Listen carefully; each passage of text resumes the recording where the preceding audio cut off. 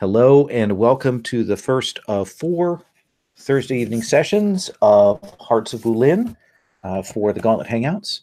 Hearts of Wulin is a hack that I created and that we're going to be writing a longer version of, myself and co-author Agatha Cheng. And we're going to be expanding that and doing a Kickstarter here in the future. But originally it is a PBTA game, Power by the Apocalypse game, intended to emulate Chinese Zhanghu and Wushu TV dramas, which are in turn actually many of them based on Chinese wuxia novels from the 50s and 60s, written by a set of people from there that they were remade into Shaw Brothers films and then made into multiple series, many of them made over and over again, 4 or 5 different versions of them. And I love them. They're essentially great, big, long soap operas that break out into fighting from every once in a while. So I'm going to talk a little bit about what that setup means in a second, but I want to say if you're watching this, this is part of the Gauntlet Hangouts. The Gauntlet is an online gaming community. We have about like a little under 200 games on the calendar for March. We have a Patreon that supports that online gaming community, as well as a blog, a zine, and multiple podcasts. So that's all out there. Very exciting. This is a game which is based very much on a fantastic version of China. The novels that this originally drew from in the 50s and 60s by Jin Yong and other authors really set the template for the kinds of fantasy stories that would be told that have a sort of historic, like echoing, but that people have these wondrous powers and there are things going on. It is not a historical game, just to make that clear. Our characters can do amazing things, but there's no sorcery. At least as the default as we're playing this, there are no sorcerers. There might be ghosts out there. People might be just superstitious. We don't know. But people do amazing things. Again, the template for this in terms of power and abilities is Crouching Tiger, Hidden Dragon, is probably among the films the best one to think of for that.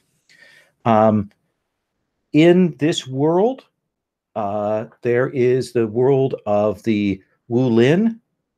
This is the group of martial artists, the organization of martial artists that exists sort of outside of the normal society.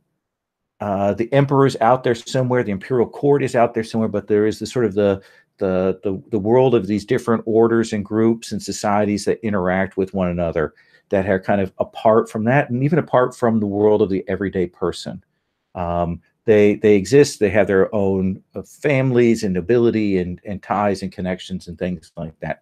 There are a lot of different terms that go with it and many different sort of takes on that. That's the one that we are playing with. This is a game about melodrama. So everything is heightened. Emotions are heightened, reactions are heightened. It is very much about the kind of emotional play. At the same time, in this genre, people have a very hard time expressing their feelings, saying things openly, speaking openly about what they actually feel. They will speak obliquely to that.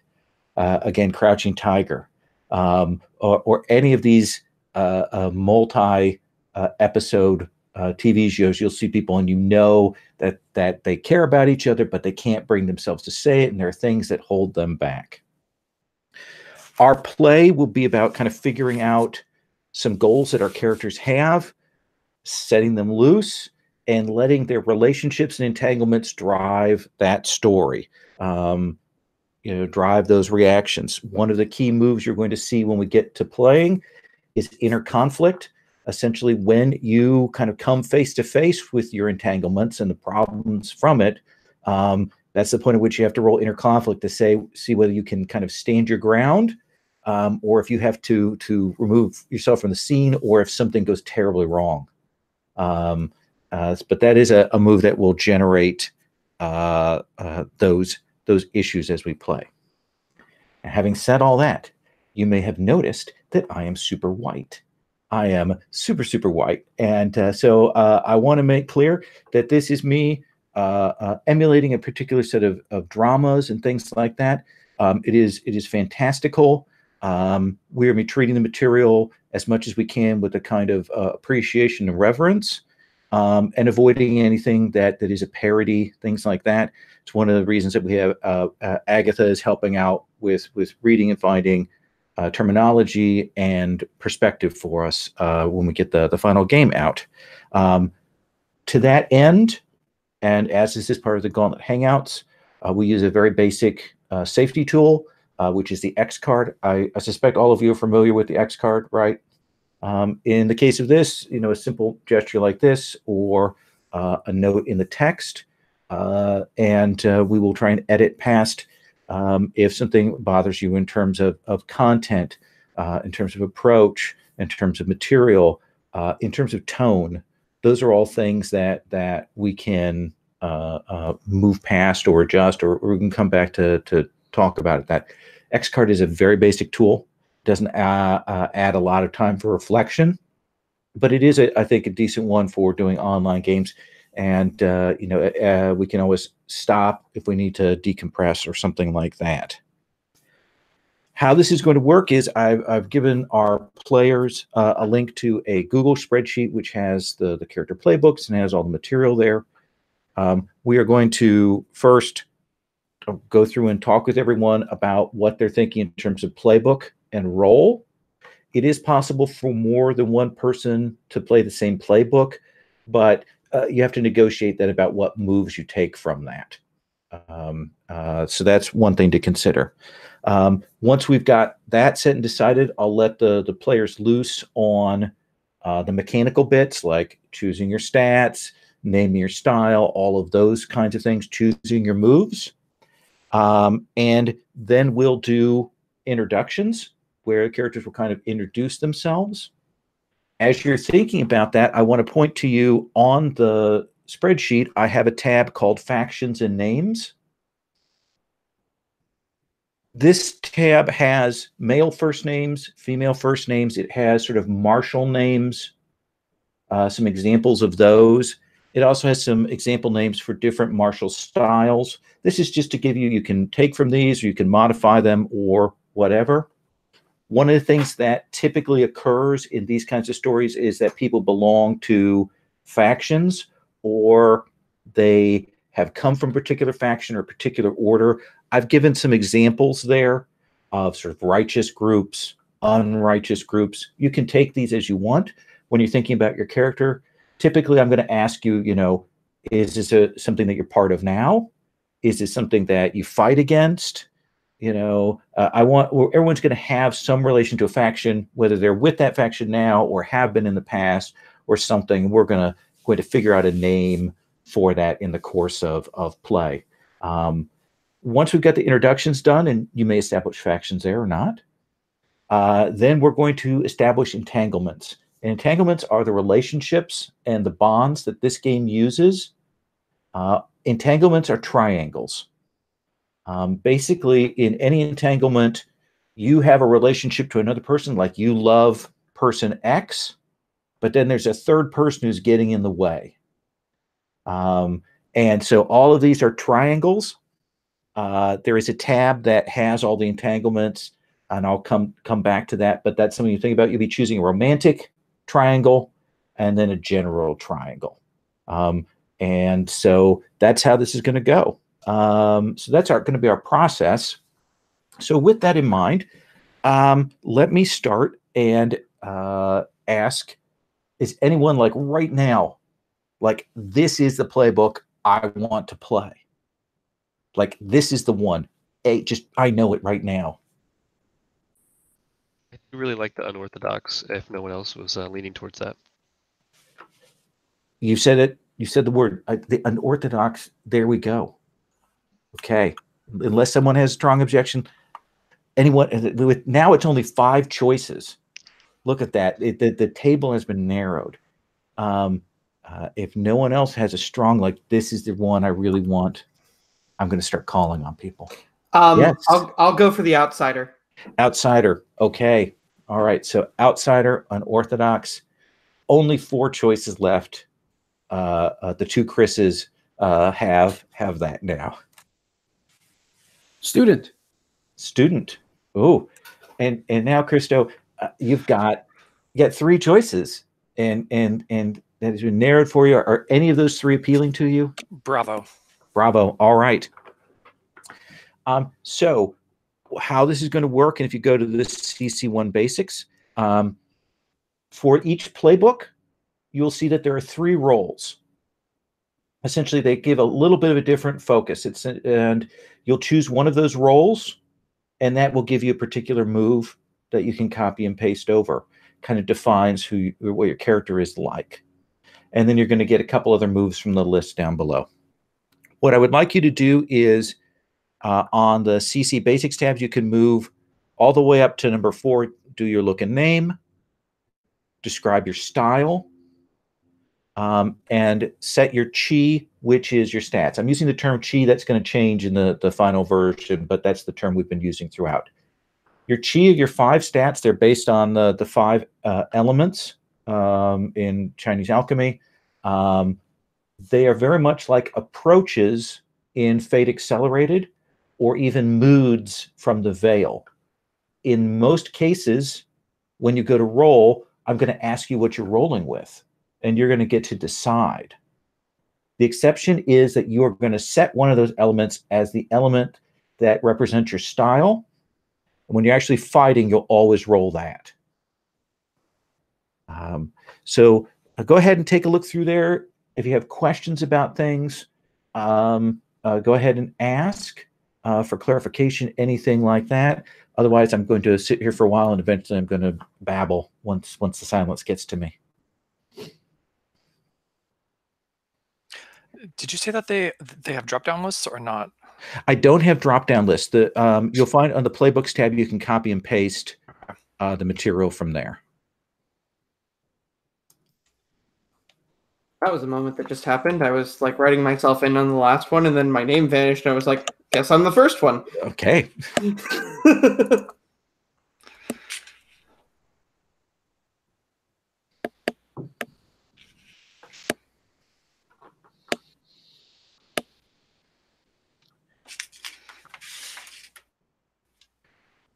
So chi or stats, you'll see that referred to in the moves. Another thing you're referred to is bonds.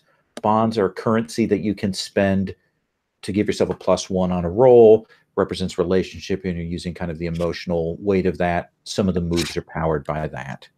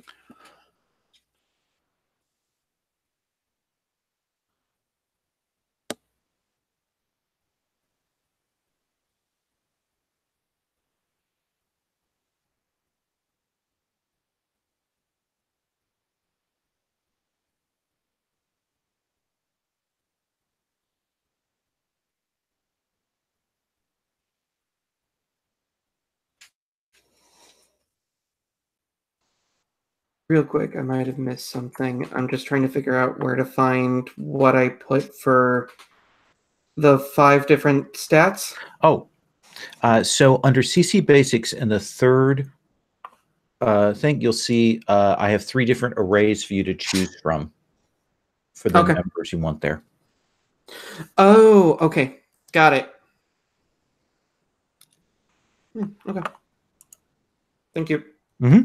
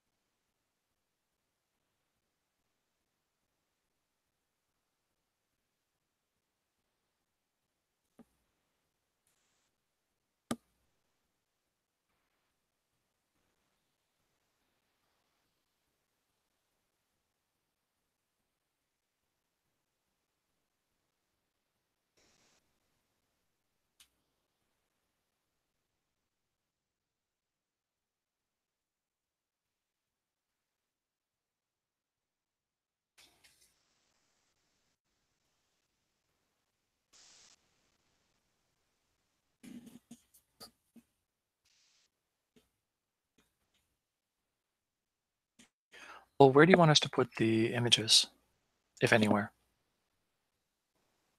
What I've typically seen people do is you can put it essentially down at the bottom there.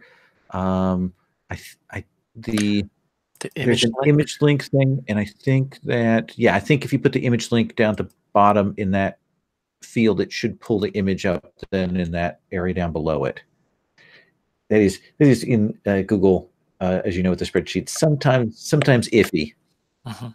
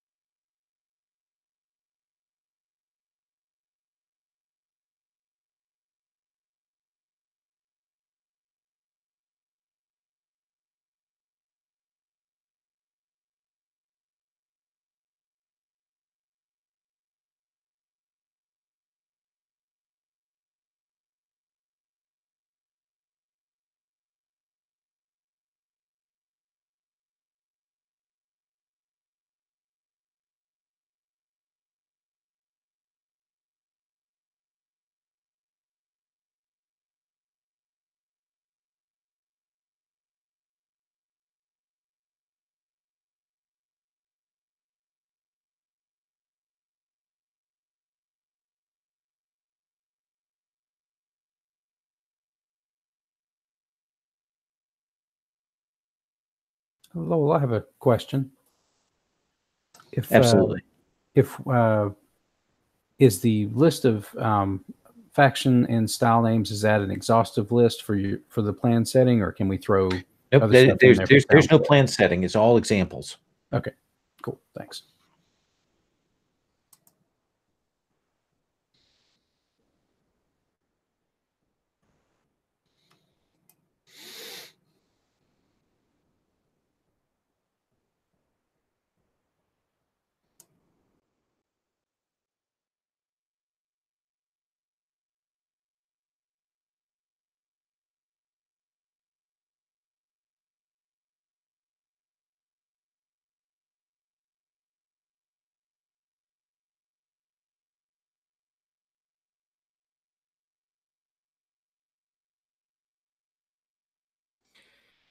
So for the style, I know that it says to pick a weapon. Can it be like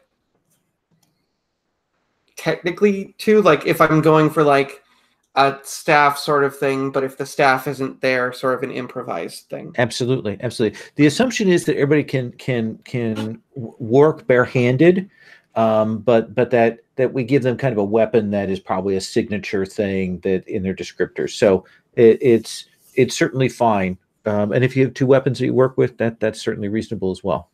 Cool. Thank you. Mm-hmm.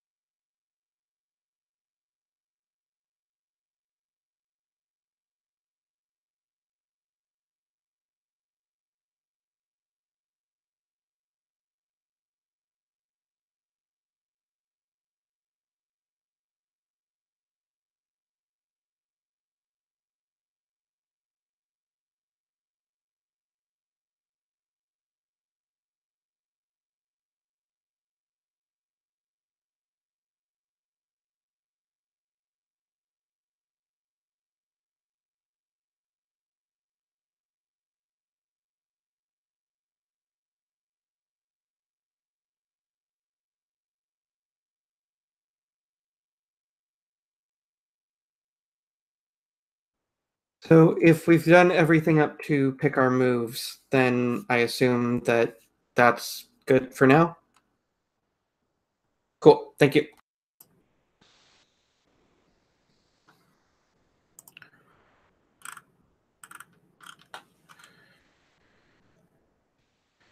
So I will give everybody another couple minutes, and then we're going to start moving to introductions.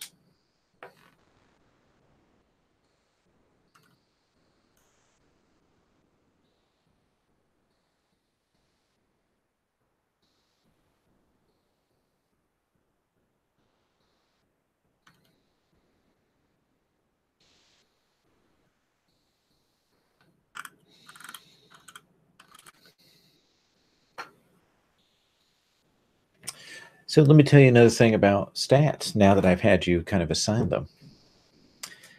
One of the things is you may have noticed that you have those numbers there, and then I've got below them, like under Earth, it says caution, focus, presence. That's just kind of a descriptor for what kinds of things that might be used for. That's all in the fiction. You can certainly shape your discussion, your description of your action to fit with something. You'll also notice the checkbox that is by those stats. One of the very common soft or hard moves that the GM can do is when you have a failure, I may have you mark chi. When that happens, you will always mark the chi that you rolled with.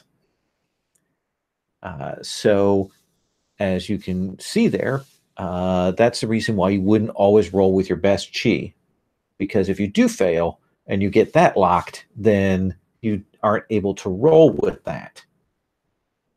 When a chi is marked, when it's checkboxed, it is unable to be used. If it's your fighting element, that means you're not able to fight. So that is a factor to keep in mind. Chi can be cleared with the comfort and support move within a scene to help people out. It can also be cleared by giving me a narrative between scenes to clear a particular chi. If you don't want to mark a chi, you can always opt to mark wounded. Wounded means kind of a more serious physical injury usually, but it can be emotionally draining. That acts as sort of a 6th health box, but it gives you a -2 ongoing.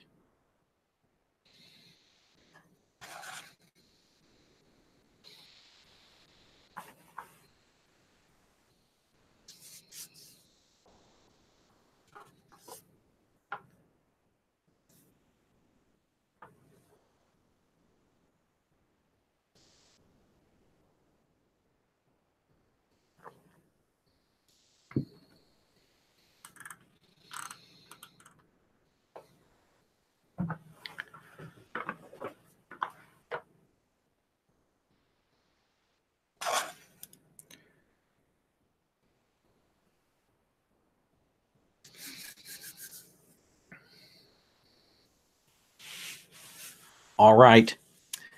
I am going to continue in the order that I set, starting with Mr. Newton and working my way across. I will change that up each session. So it will not always be you in the hot seat first, Chris. But it is you for today. Chris, please tell us about your character, about your student. Okay, Delan is a student of the Great Sun Society. He is an eager young fellow with long dark hair, typically worn pulled back or pinned. He wears elegant clothing designed to reflect well on his master and house.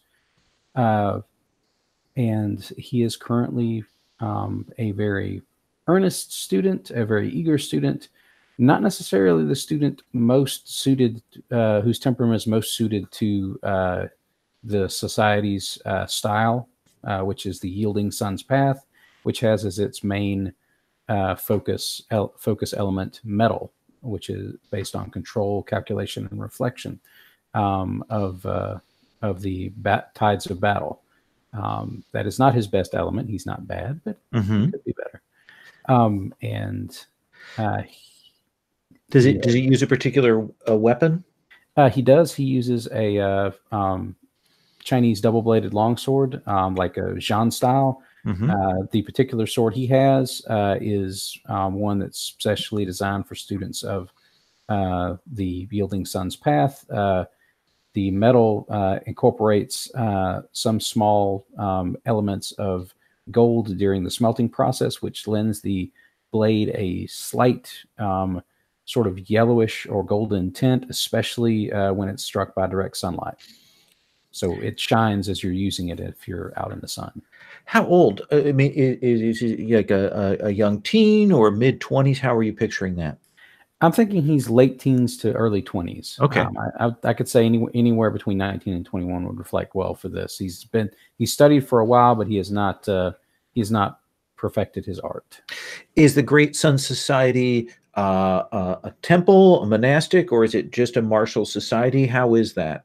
I think it's just a martial society. Okay. Like it's not religiously affiliated, and it's not ascetic in any way, or monastic. It's simply a warrior society, and his family thought that it would befit him to participate in the Great Sun Society and bring his connections that he would form there back to the benefit of his house. Perfect. So tell me, what's your master's name? I couldn't quite hear that. What's your master's name? Let me see. I thought a couple of things, but I don't want to step on anybody's toes either. I like Peerless Falcon. Peerless Falcon. Aged or young and in the prime of his sort of seniority? What is your master like? I think he is older. I picture him as late middle age, but not elderly. So not the big white hair, beard, all of that. No, okay. he is the classic elder statesman in his prime. Like he is not gray, but he is silvered around the edges to lend him that sort of gravitas. And he is not he's not sort of developed that sort of paunch that you sometimes get with age due to his very aggressive exercise. And I see that you have the Hopeful Apprentice has the ability to not get taken out when you fight someone above your scale, not get taken out immediately. And then what were the other two moves that you chose? I chose the Blade Heart, which when I attempt to change the loyalty or purpose of a worthy agent of the villain, I get to roll and attempt to reach them with my words and possibly convince them to, I don't want to say turn to the light side because that's a whole different genre, but it's basically cause them to rethink their affiliations, I guess would be the best way to put it. Okay. And then the Proud Youth, which allows me to seek the guidance of an elder. Excellent. Let me ask you this. The Great Sun Society, when people outside the society think of it, what comes to mind? What is the impression that they have of it? I think from outside, the society, it projects purposefully this sort of detached warrior brotherhood that spans the various levels and of the aristocratic levels of society. So very much a classic sort of very severe kind of order. Yeah, they want you to think that that basically there is a Great Sun Society member in every place that's important. Okay, and they're always they project this sort of omnipresent thing, which might not be true, but they like to let everybody think it is. And they always look dour, and they almost always have some sort of sun-based emblem somewhere as part of their accoutrement. So definitely presenting themselves as righteous.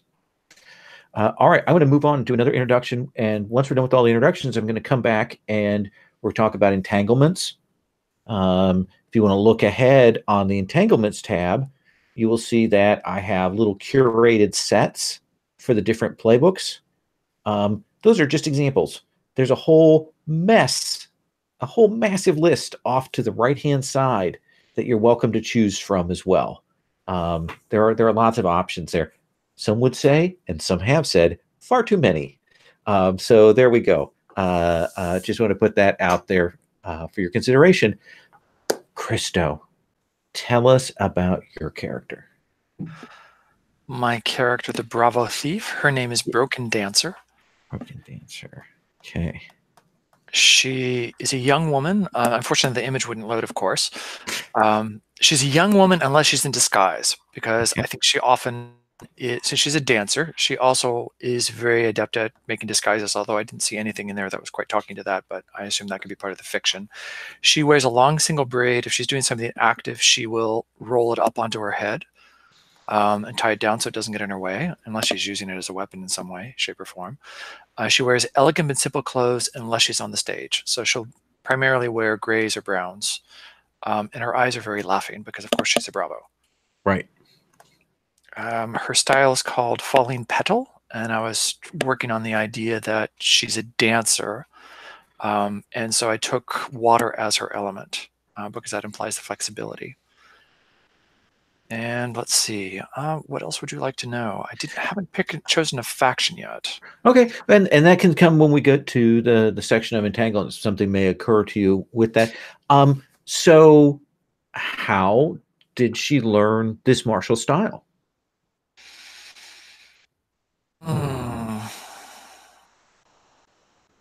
Was she part of something before? Was she trained by some sort of street monk, or what do you think? I think she would have had to have been seen as being somebody that could be a good dancer and have been adopted by a troupe of dancers, basically. Ah, okay. And that was their style and their cover for their thieving, because of course it was a thieving troupe. So thieving troupe adopted, they taught you this style. So this style very much is in the whole sense of that. What is, as a thief, you have an alternate identity that you can establish for your thief persona.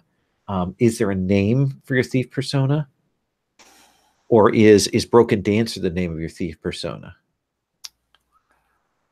No, I think Broken Dancer needs to be the name that she goes by. I think the thief persona would have to be something else.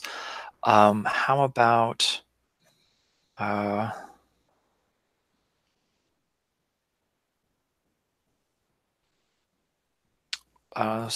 Spider Silk is what came to mind. Spider Silk.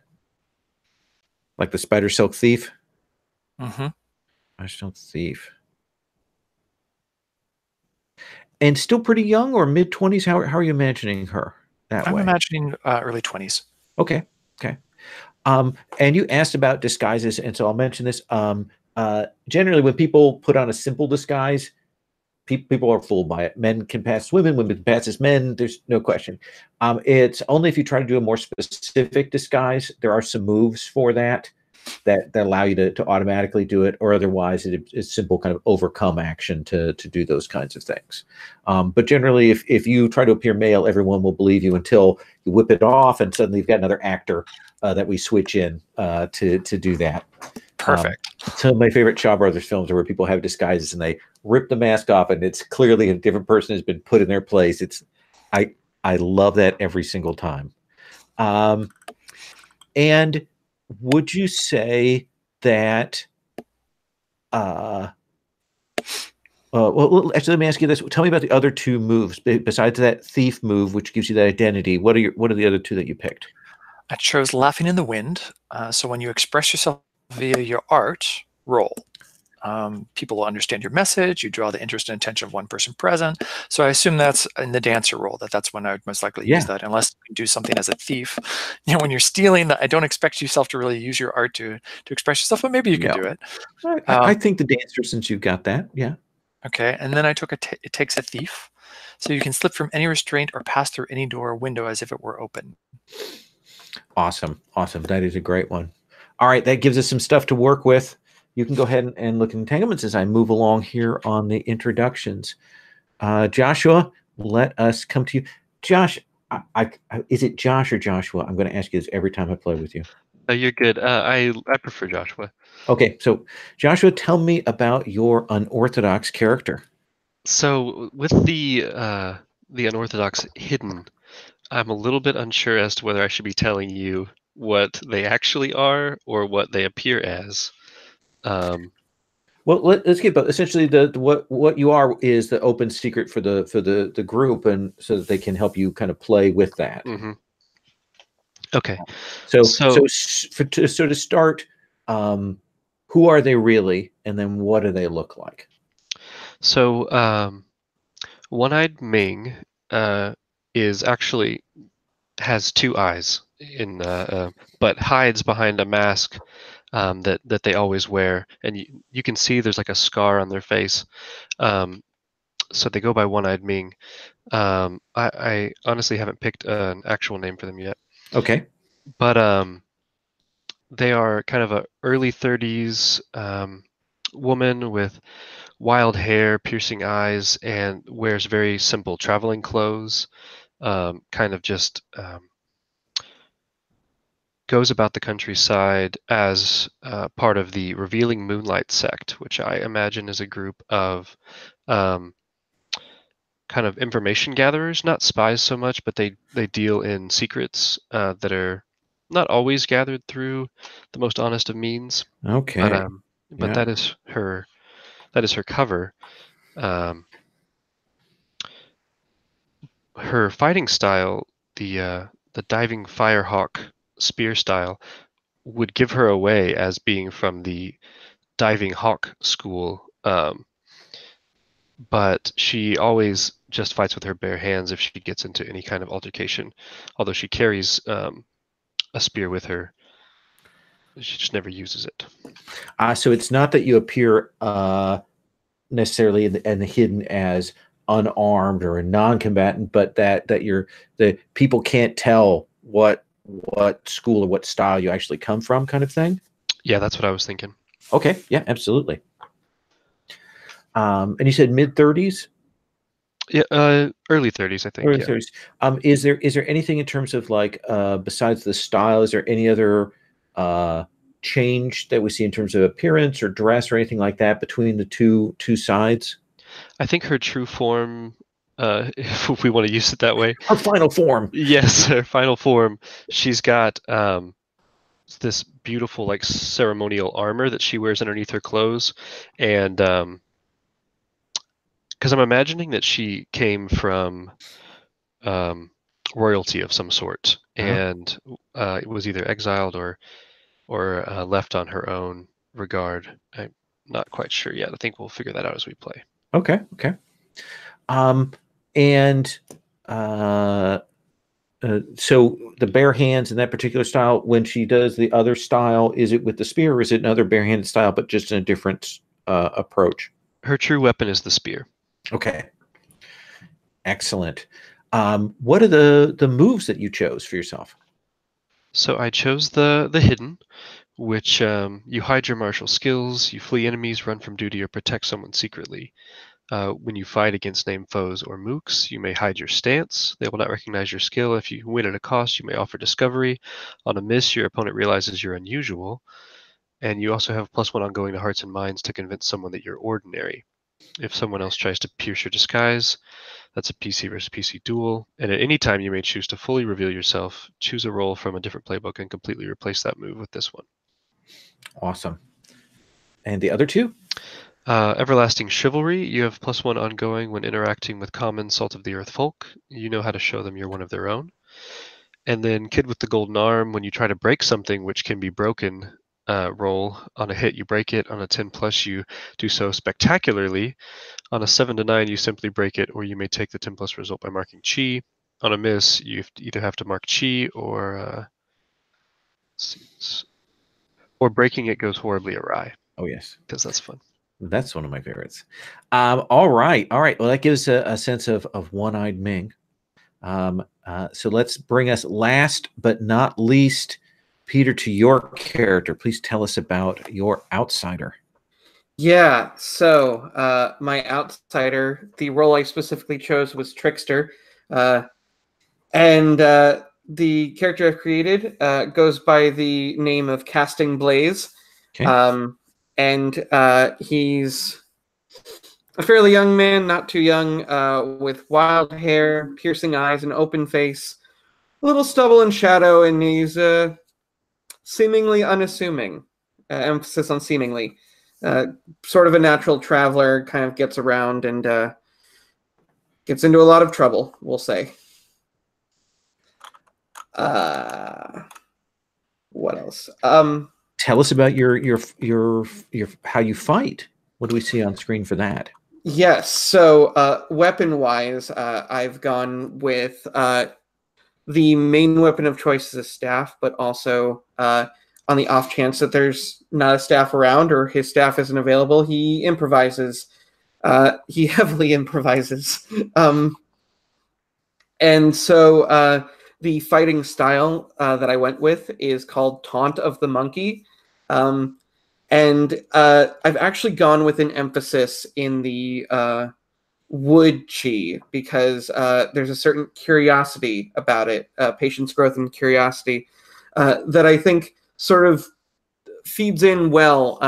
I don't think he's necessarily the first person to attack, but he's almost always the person ready to block just about anything you throw at him. And he sort of uses, his opponent's moves against them, which makes me very excited. And how did Casting Blaze, how did he come to know this style? Right, yes. So my faction is, I've gone ahead and chosen the Frost Hearth Palace, which in the notes said it was destroyed. In a previous time, I think he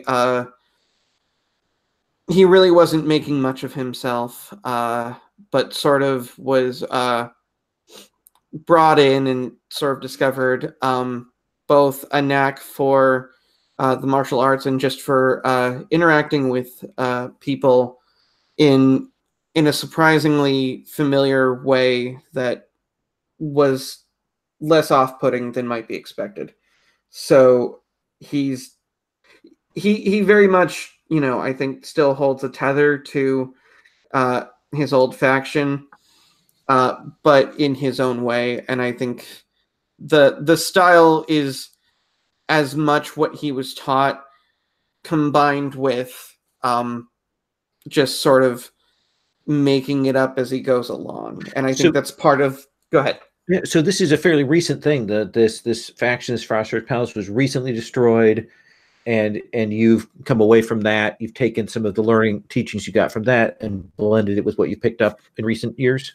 Yes, absolutely. I think that it's one of those things that I'm going to say right off the bat, it's probably not something I would enjoy talking about much, but it's certainly present. Excellent, excellent. What did you choose? We've got so Trickster, of course, it gives you leverage. Essentially, it gives you the room to do your hearts and minds where other people might be stoic against that. What are the other two moves that you chose? Yeah, so the first one I chose is called Have Sword, Will Travel, which is once per session, I may announce my presence in the perfect place to help someone, ignoring the limits of time, distance, or plausibility. Okay. And the other one is Heroes Shed No Tears, which is when you reject someone's declaration of love or friendship because of the gap between you, clear a chi and take a bond with them. This can include comfort and support attempts. Excellent. Crush some people's hearts. All right. But in a nice way. In a nice way. This gives us a good framework to work from. So what we're going to do now is we're going to go through and everybody's going to take two entanglements, one romantic, one standard. And for example, what's going to happen is I'm going to turn to Mr. Newton and I'm going to go, which do you want to do? And he's going to say, oh, please, not the romantic right away. And he's going to do his general one. And then we'll do that one. I'll come to Christo, and we'll work our way around, and then I'll come back and we'll do the second one. So we'll do all of one, whichever one you want, and we'll circle around to the others. The requirements on these entanglements are that at least in one of those entanglements, you have to have at least one fellow PC in there, and you'll put that out there and ask them. It can be more, but you need at least one connected up with that over the course of these.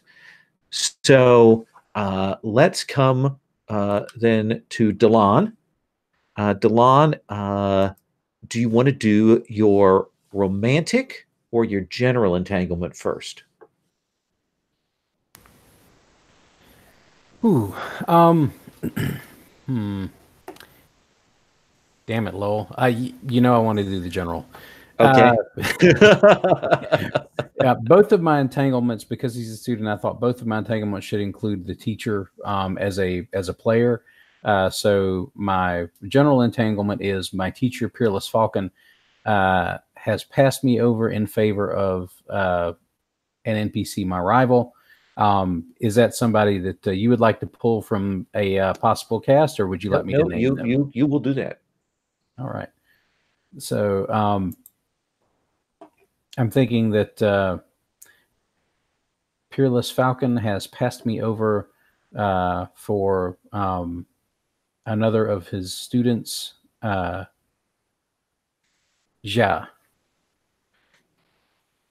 I think that's how I pronounce it, or Jia. Ja, like JIA? Yes. Okay, absolutely. So we've got this fellow student, a rival, someone maybe that you grew up with, like certainly you consider a strong rival, or a friend who turned rival.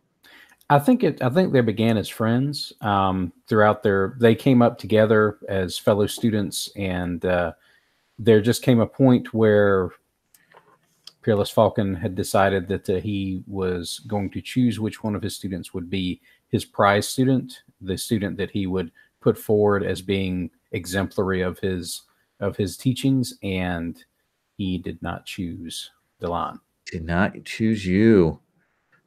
Did you expect him to choose you? I think that Delon, it wasn't the expectations, but I think Delon really, really hoped he would. Okay. All right. But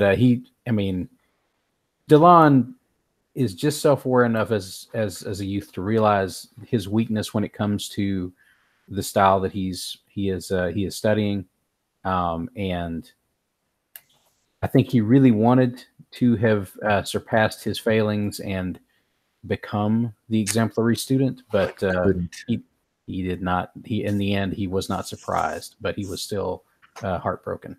Excellent. I'm going to move on, and I'm going to come back to you and get your romantic entanglement. Yes, sir. Broken Dancer, do you want to do your romantic or your general first? The romantic. Let's break some hearts. Okay. All right. What do you want for that?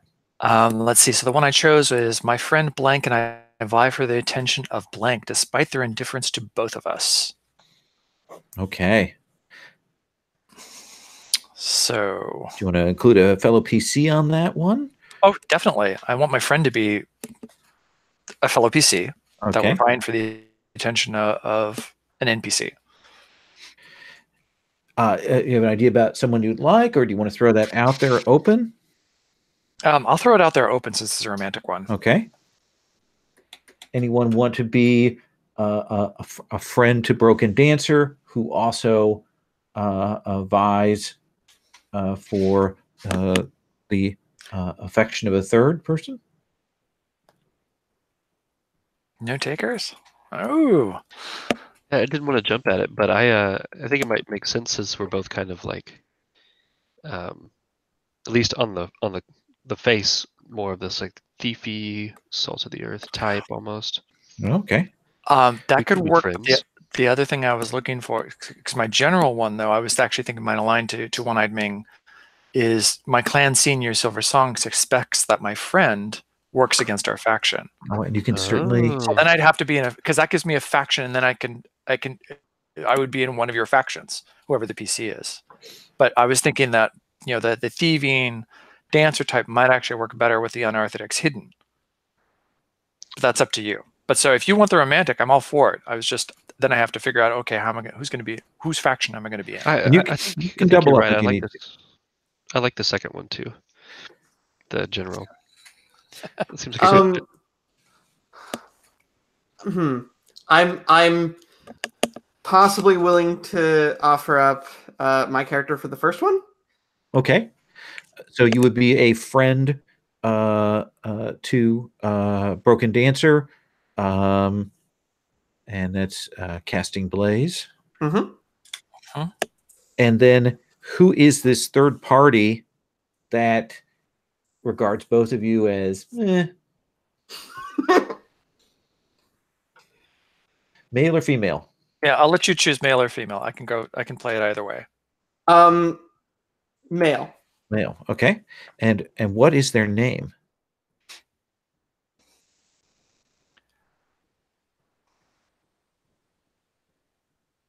Christo, you're going to choose this one. Okay, I'll choose the name. Yeah. I don't know. That's why we have example lists. Yeah, I know. I probably should just do it. Factions and names. Okay. And feel free to remix those as you need to. How about Zheng Copper? So we can mix them? So just Zheng Copper.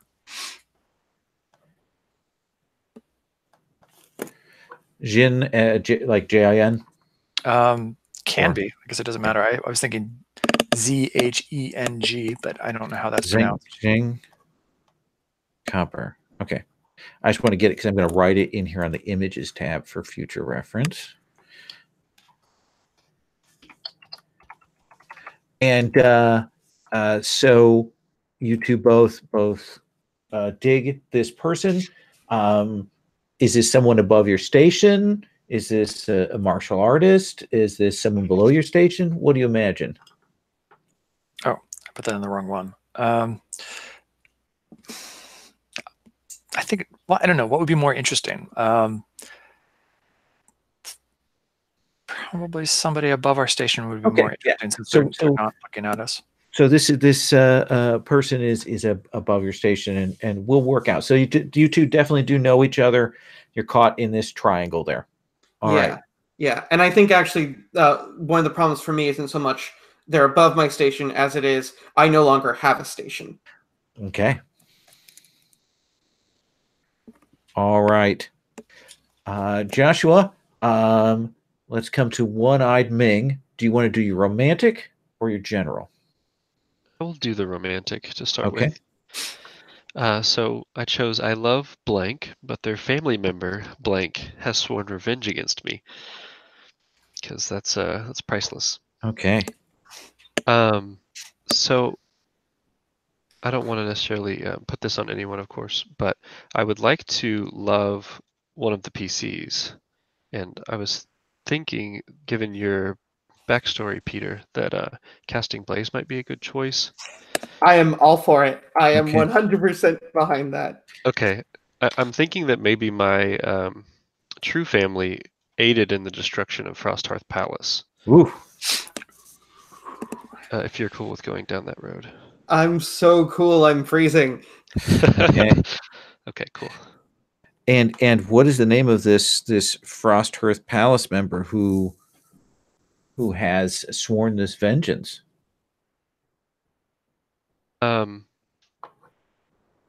Let's see.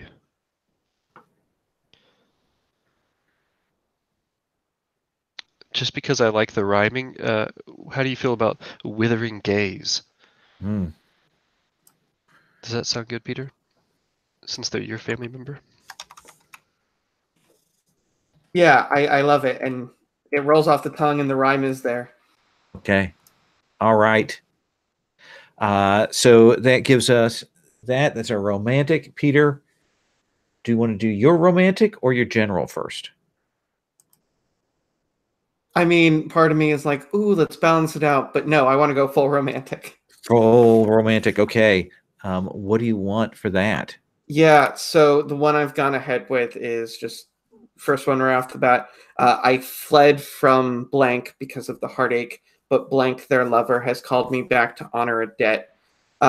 So I think with this one, just from what we've worked out, I kind of have to go with the whole NPC thing. So I fled from Zhang Copper because of the heartache, but Blank, their lover, has called me back to honor a debt. Ooh. And what is the name of their lover? Moonsworn Heart. Moonsworn Heart. What kind of debt do you owe Moonsworn Heart?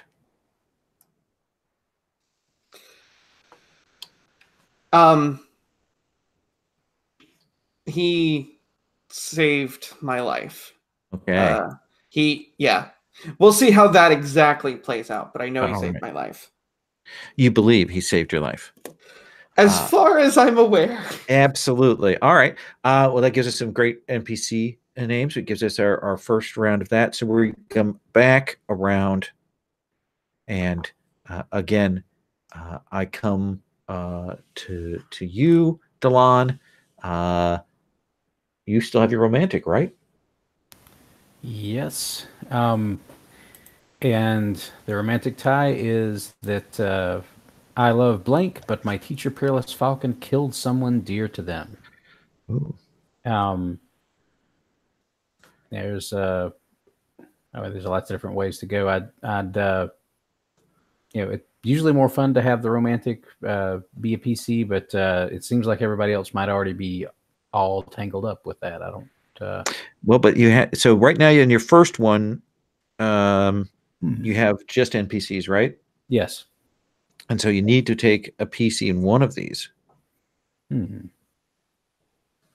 Well, does anybody see that fitting with what they had done with their backstory, like something that might be floating out there? What was the romance again? I love blank, but my teacher, Peerless Falcon, killed someone dear to them. That could work with Broken Dancer easily. But that means it's unrequited love. So you're going to be vying for her love, but it's just not going to happen. What better storytelling love is there? Okay. Exactly. So you love Broken Dancer, but your teacher, Peerless Falcon, killed someone dear to them. But like who? Their parents? One of the teachers from the dancing school? Something else? What do you imagine? Who was slain? So, you have any ideas on this one, Christo? Maybe I had a twin brother. Oh, twin brother. We were both like taken at the same time. We're sold to the dance troupe, and we were best friends, and we looked out for each other. And lo and behold, Peerless Falcon trained here alongside Delon, and then was pushed too hard, was killed by Peerless Falcon. And then you meet this person who is their identical twin. Ooh, oh yeah, right there. All right, that I can go with. You good with that, Delon? I am great with that. All right, so that brings us back to our thief, Broken Dancer. Broken Dancer, I believe you did romantic for the first one, right? Yeah, and if One-Eyed Ming is for this, because we sort of went around this, I'd say that my clan senior Silver Song suspects that my friend One-Eyed Ming works against our faction. And then that puts me in the Revealing Moonlight sect. I think that's really cool. And that solves my problem of not having a faction. So work against them. Okay. All right.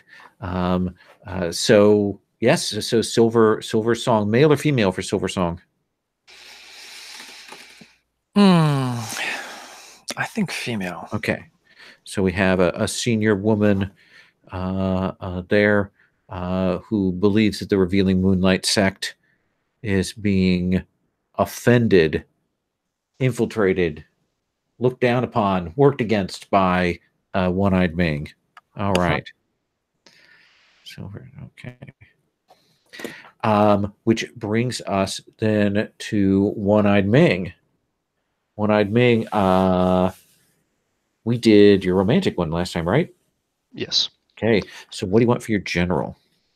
So my general entanglement is my sibling blank and I were separated at birth, and blank raised them to destroy my clan. I'm open to one of the PCs being my sibling if that Oh, yeah. fits for somebody. And I'm thinking that I was kind of wondering maybe if Delon you wanted to be that, and then Peerless Falcon raised you to destroy my clan. Oh, that sounds perfect. Peerless Okay. Falcon. He's shaping up to be a complete and total jerk. I love Okay. it. Yeah. And I like the Great Sun Society against the Revealing Moonlight sect. Yes. All right. That gives us a lot of entanglements, which I will eventually attempt to map on my whiteboard here. But for the moment, we're going to hold off on that. What you're going to do to sort of the last step before we move on. Oh my God, I forgot the last person. Look at this. Here I am just going to walk away, forget Peter on this last one. I did this yesterday, but I had an excuse because there were 5 players and not 4. So that's on me. Look at this. I am Okay. off. Casting okay. Blaze. I'm heavily involved in so many stories. I just had to involve myself in the last one. Please. So, I have to choose a PC for this one, and I've gone with I've learned my friend blank has been betrayed by their teacher blank, but they will never believe me. So I'm going to go ahead and say I've learned my friend Delon has been betrayed by their teacher, Peerless Falcon, but they will never believe me. Excellent. And we start with you knowing that, but not knowing how to say. Okay. Oh, delicious. Everyone is going to give themselves 2 bonds. You'll choose one of the PCs that you think you're closest to, and you'll write their name in under fellow PC, and you'll write bond 1, since you'll do the drop down to a 1. And then you'll choose the other 1-point bond with a faction. Either it's a faction you belong to, or it's a faction you're opposed to, or something like that. Again, this is a sort of emotional resource that you can draw on for +1 in the course of play. What we're going to do is we're going to take about 10 minutes for our break here. And when we come back, I'm going to start hard framing us into some scenes. I'll answer any questions that you might have. I'll talk a little bit about how advancement is marked and go through that. So does that sound okay with everybody?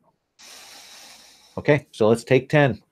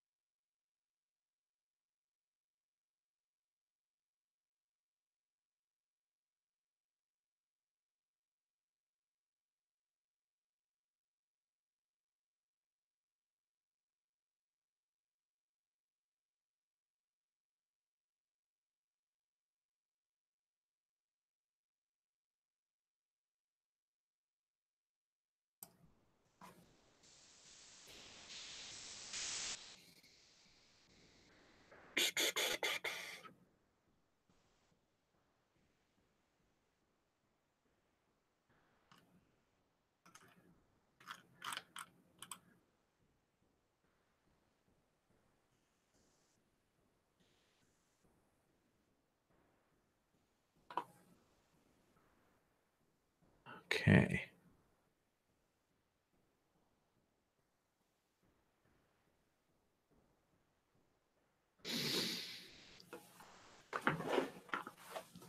When Christo comes back, we will see what happens here. I've been back. I was just lurking. Oh, you're lurking. Sorry. There we go. You didn't see the text messages I going back and didn't. forth. We were chatting. I always forget about looking at the text messages there. Sherry often forgets the camera and so on. So, Delon, your Great Sun Society has been given a significant duty at the town, and I always just call it the town, the city that we're going at. There has been a gathering of several different factions, important people from across the Wulin world. And what has come is a set of rumors about a couple of things. Particularly, what is definitely known is that there is a item of great significance and power, the golden shirt.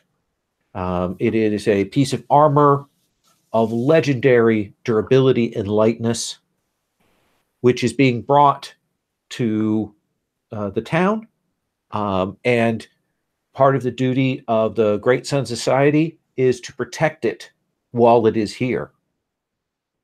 And so that's part of the important job that you have to carry out.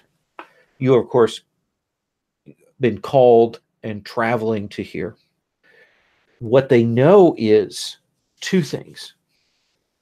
One is that a group of thieves have been seen in the area that call themselves the Thunders. They are secretive. They have a master of thunder, and then the other Thunders practice from this particular style. They are thieves and are likely to be coming after the golden shirt. But the other thing that is causing dismay amongst people is rumors that a Wulin villain, long thought dead, killed some years ago by the name of the Shark-Fingered Princess, that she has come back and that several people have been killed, marked and struck down with her particular 5-point style. And now with this gathering of the Wulin and this valuable shirt here, there's suspicion that she may be drawn here as well as the Thunders. Do you think, Delon, that this is the first time you've kind of been entrusted with such a mission on your own, or is this a more common thing for you? I think this is probably the first thing that's this important that he's been entrusted with. Like, he's been entrusted with minor guard duty or minor escort functions or things like that before, but something at this level is unusual, and he's both very pleased and exceedingly nervous about that. Absolutely. One-Eyed Ming, you have some secrets that you yourself keep in the midst of all of this turmoil and such. What has drawn you to the town? What has driven you on this course? I think I've been on the lookout for Delon, because I know of our relationship, or at least I think I do, and I've been seeking him out, and I heard a rumor that he was going to be here, protecting the shirt.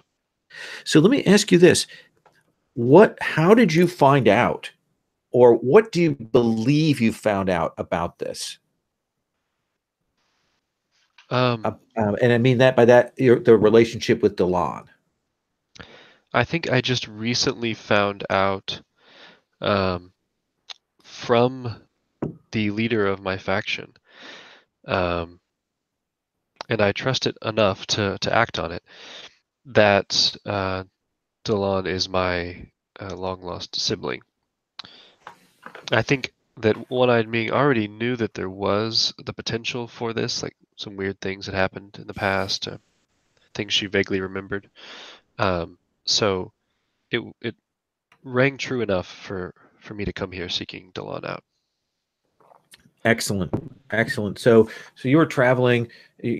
All of this rigmarole about the shirt and so on is kind of secondary to your desire to meet your sibling, face to face. Have you met Delon before, but didn't realize that they were your sibling, or is this going to be your first meeting? Do you think? I think this will be the first time we've met in any way that I can remember. Okay, that makes sense to me. I think I know the answer, but Broken Dancer, what has drawn you to this place? Well, the local water and spa. I don't know, Fair enough. but probably this shirt, right? I'm sure that this is something that we're interested in.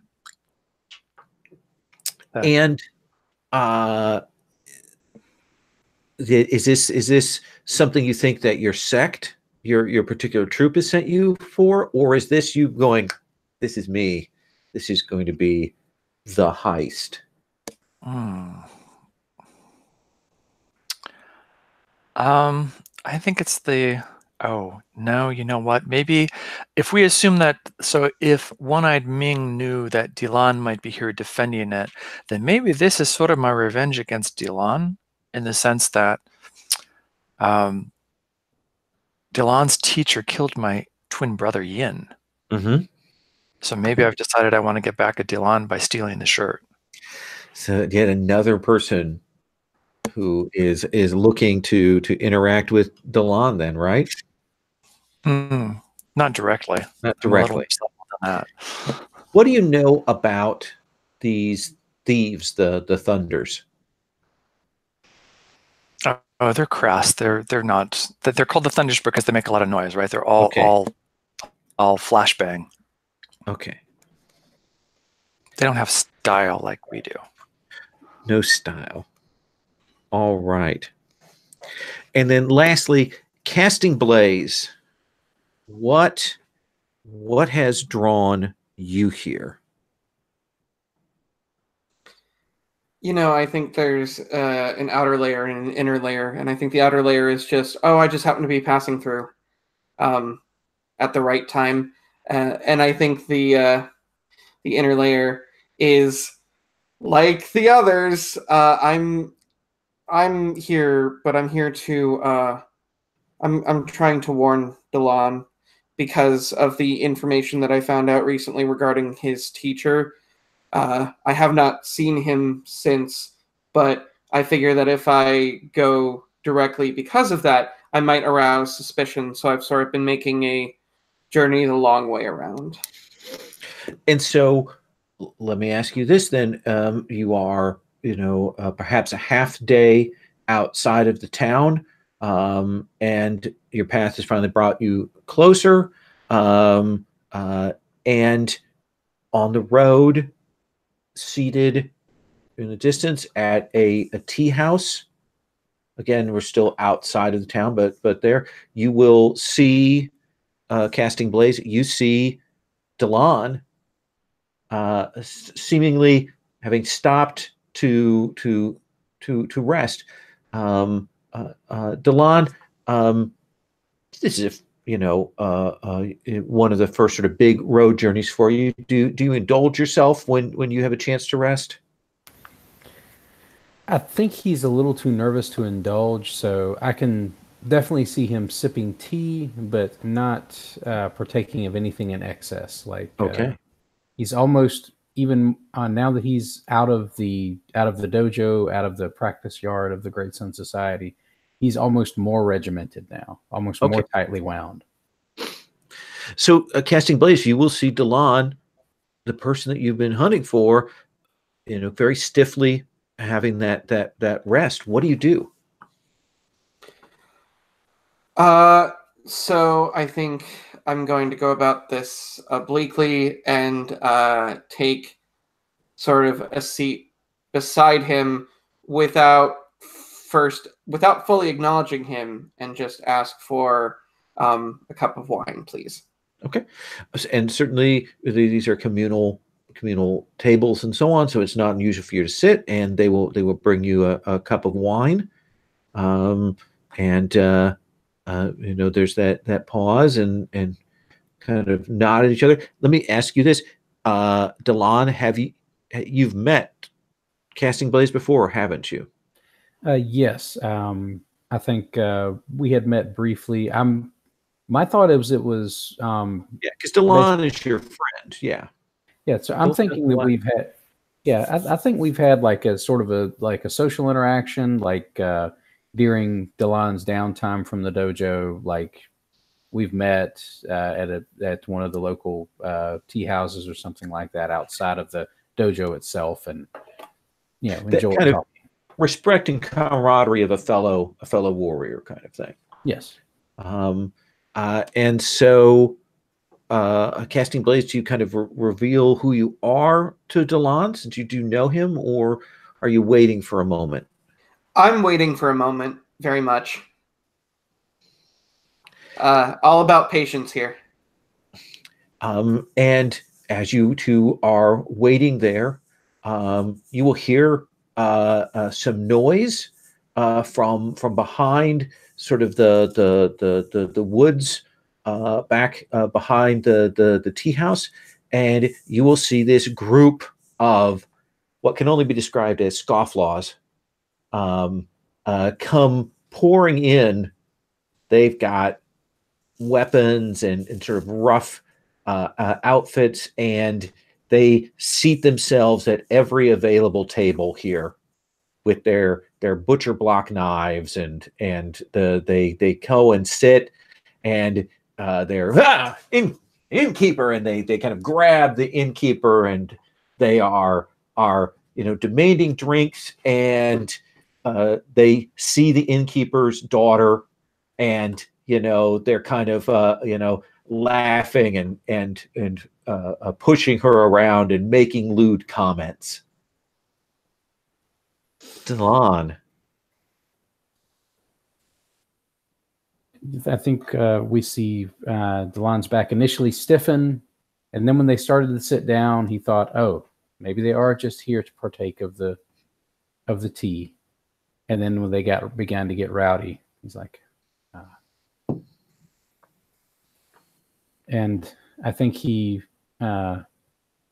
turns to the one who seems to be the loudest. That out of this mix of ruffians, and says,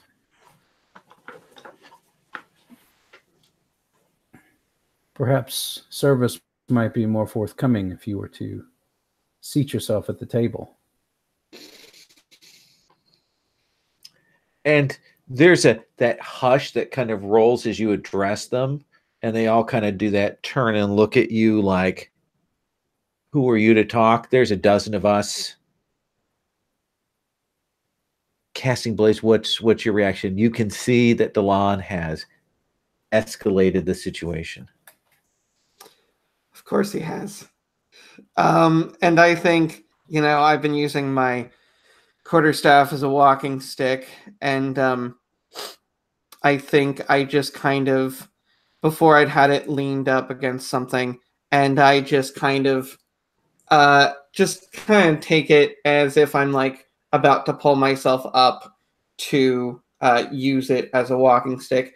And basically it's just preparation, because I know I've seen this sort of scene before, and it's amazing that I've seen this scene and I'm seeing it now sober. Yes. I haven't had enough time to drink. This is surprising. Barely got the one the little bit of the wine glass down before this is broken out. And so Yeah. as you two kind of rise in preparation, we're going to cut away from you two, and we're going to cut to the other travelers. And Ming, you have been traveling along the road, coming here again. This question of Delon still weighs on you, and as you are traveling along, up ahead, you see a rush of people go across the path. One person, and then a group of people pursuing them. And essentially, they go across the road and they head, into the stand of woods. And it's loud, and it's very clear that this single person is being pursued by this group. I think I kind of watch from afar and stealthily follow them off the path to get a better look at what's going on. I'm not going to engage them directly at this point.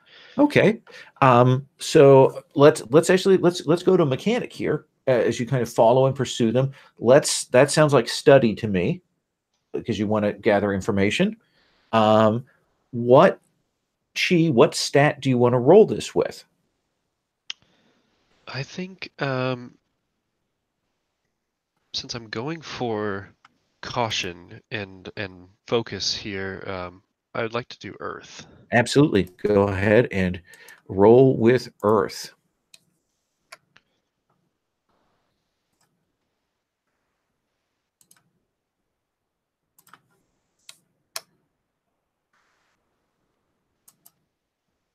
All right, that's a 13. That is a 13.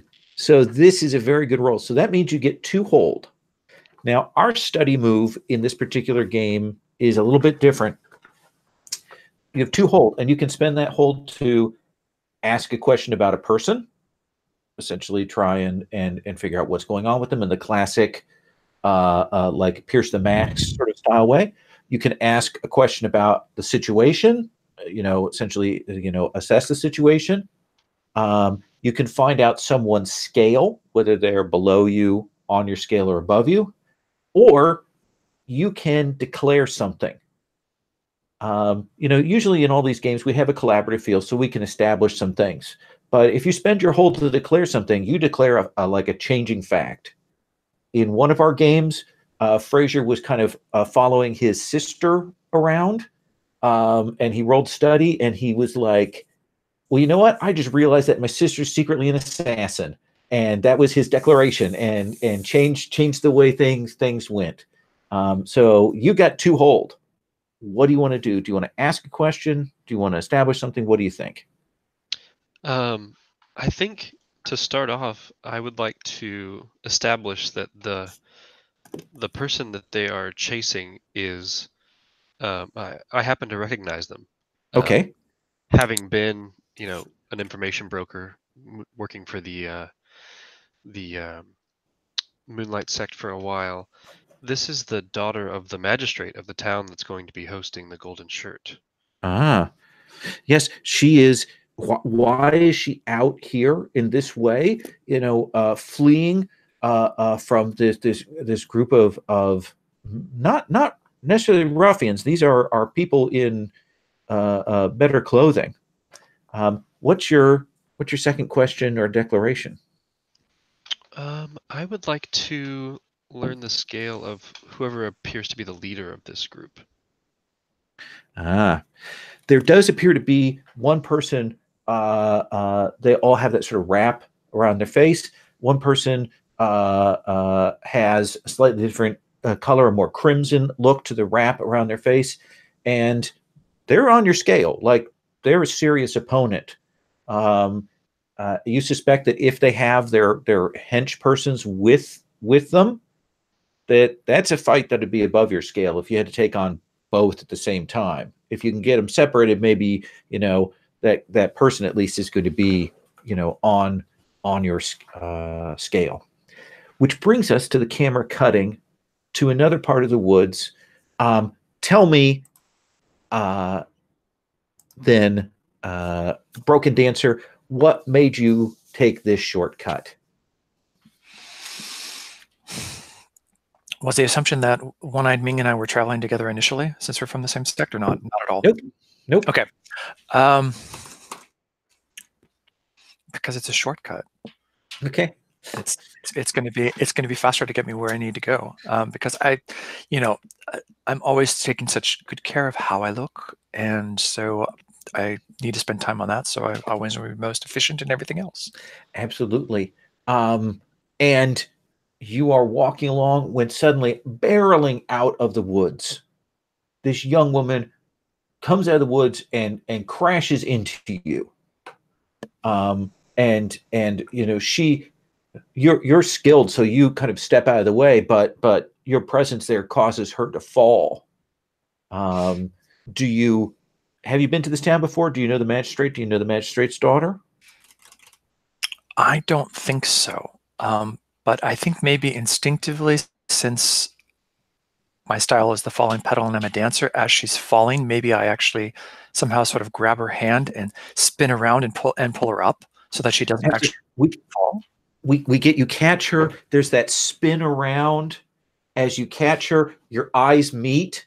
You can see her breath catch in her throat as this handsome, lovely stranger catches her and swings her up to safety, and she's like taken aback. You can see her unable to speak then, as she's kind of overwhelmed by this moment, and she will say, "They're coming."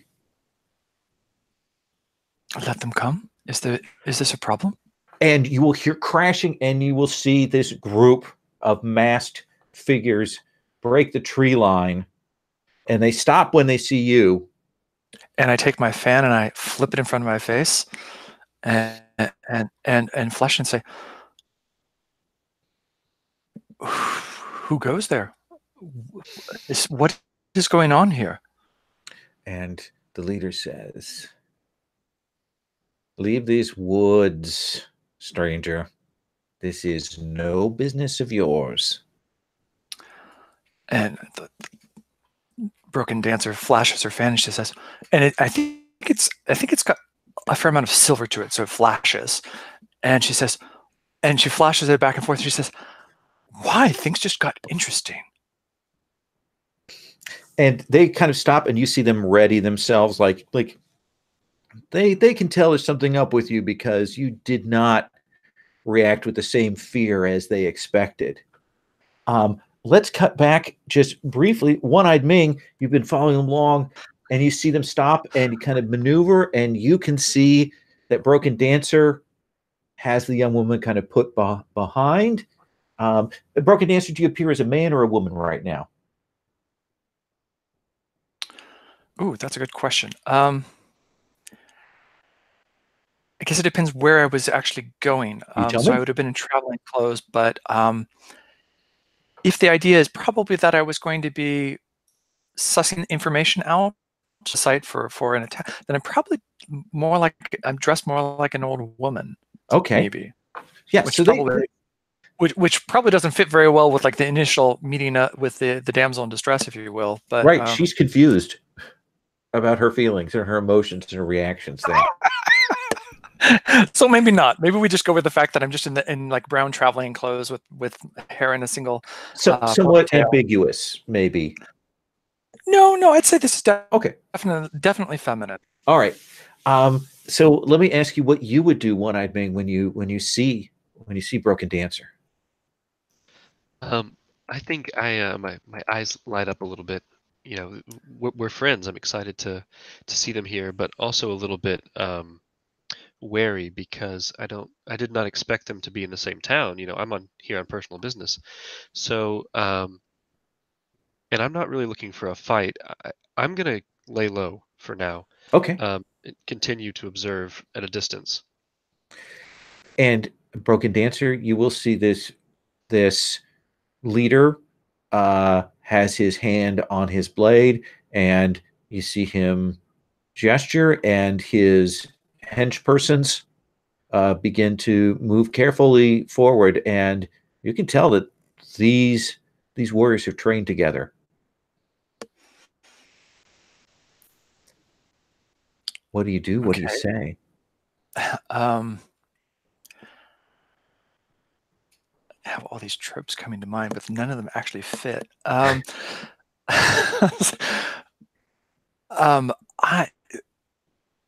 think she smile at. I don't think there's any reason for that yet. I'm getting a little excited over nothing. I'm sorry, you roboted there a little bit for us. Oh, I'm sorry. That's okay. I said, I don't think there's. Are we getting ahead of ourselves here? Do you really feel that there's a need for violence? And he says, there is always a need for violence. And the blade comes out.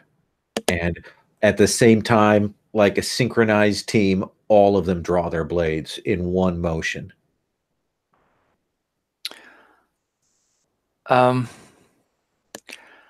Can I do something? So we said that my fan has sort of a flashing effect to it. So what I want to do is set up a distraction. Okay. To enable us to maybe get away. So maybe it's like flashing the fan and maybe I don't know how far away they are, but smacking one of them in the head so that we can get by. Sure. When we cut back to you, that'll be an overcome action essentially to get out of here. Let's cut back to Delon.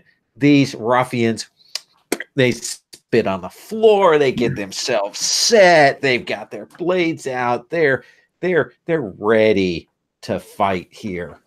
And the leader of them stands up, and you kind of didn't see him coming, but when he stands up, he's a good 6.5 feet tall.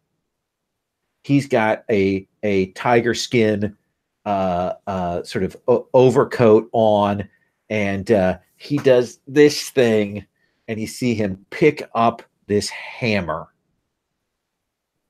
What do you do, Delon? I think Delon stands in front of him,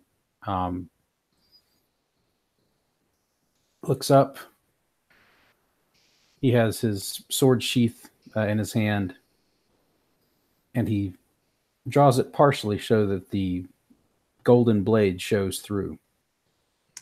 Oh, that's a pretty blade. And he looks up and says, "Do you recognize this sword?" I know what it'll look like hanging over my mantle. Then after today, perhaps you will remember. And he draws. Okay. So you're going to engage with him. Like you're taking on the leader, right? Yeah, that's the guy I'm focused on. Yeah, big guy. Okay.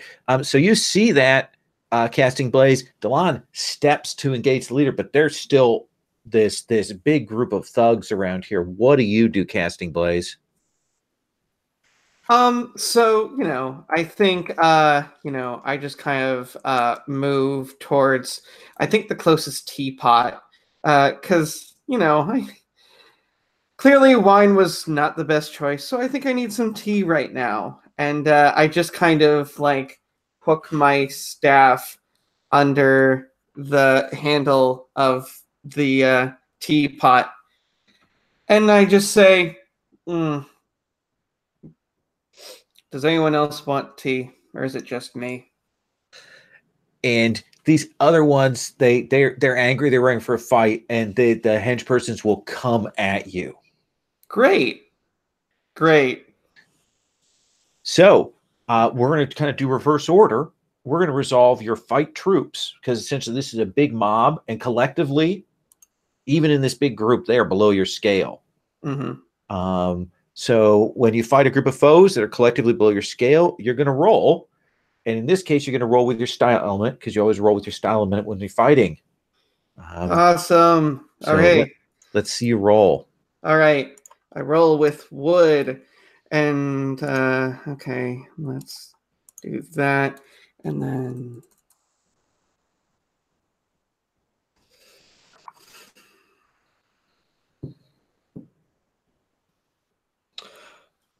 All right, that's a 9. That is a 9. All right. So on a hit, yeah, you defeat them. If it was a 10 plus, it would have been like amazing, awesome. And you could conceivably burn a bond to do that, but I don't think that's necessarily in this scene. We don't need to do that.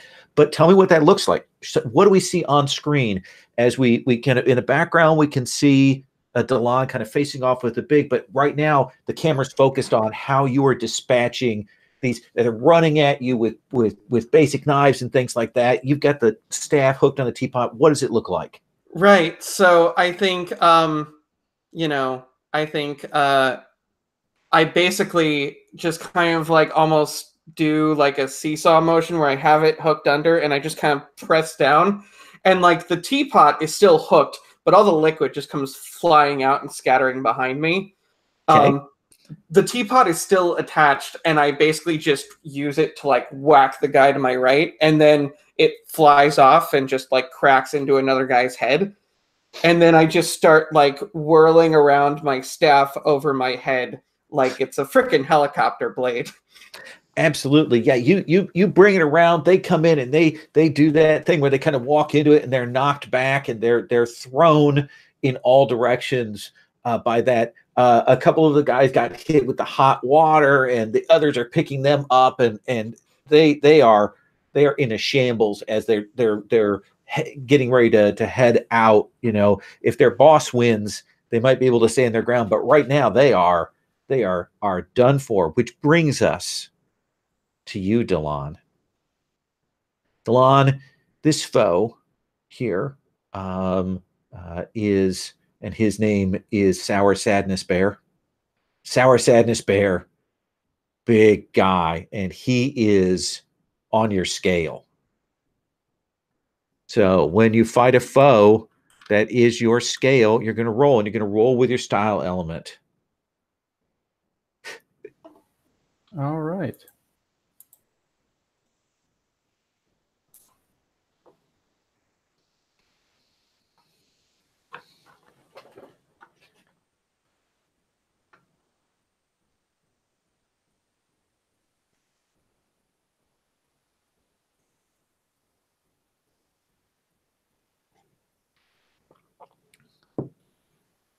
See. I think that's going to be a total of 7.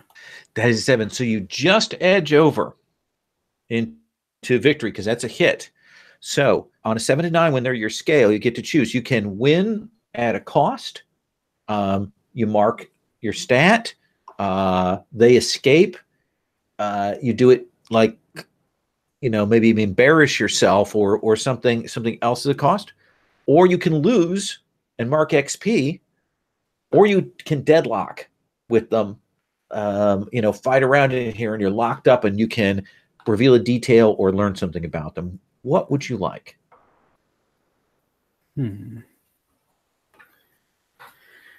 I think at this stage, I think he wants to do the deadlock.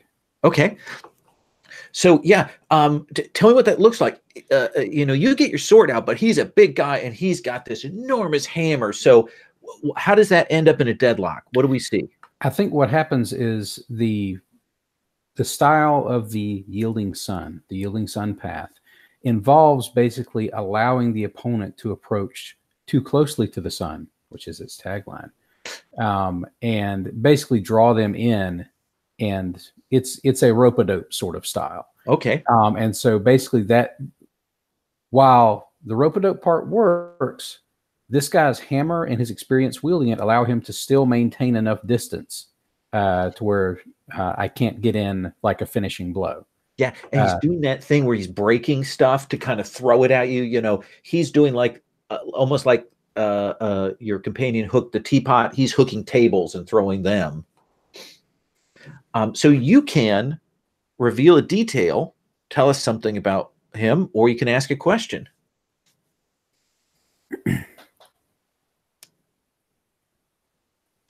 I think I'm going to reveal a detail. Okay. This guy is part of a distraction put up by the Thunders. Okay. So you will realize that, and you realize that there are probably some other people moving into position because you're part of the sect that's supposed to be guards, and if they can kill the guards and maybe even take your robes, maybe even disguise themselves as you, then they have an in for getting in there. So do you say anything or do anything in response to that? I think he notes it, but I don't think he says anything out loud. I think he's going to let the illusion stay that this is just a brawl between posturing thugs and authority.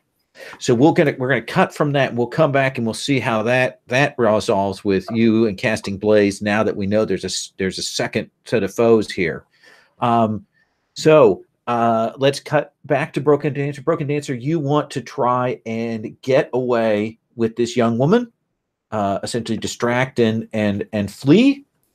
So that is definitely an overcome. So you may roll. In this one, you can choose what you want to roll. You can choose anything. So based on, I guess, the aspects, if you will, it looks like fire is probably what I'm looking for. Basically, you describe to me how you're doing it and what element you think fits with it best.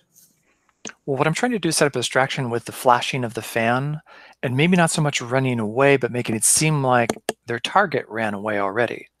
Okay. By potentially, I mean, if this is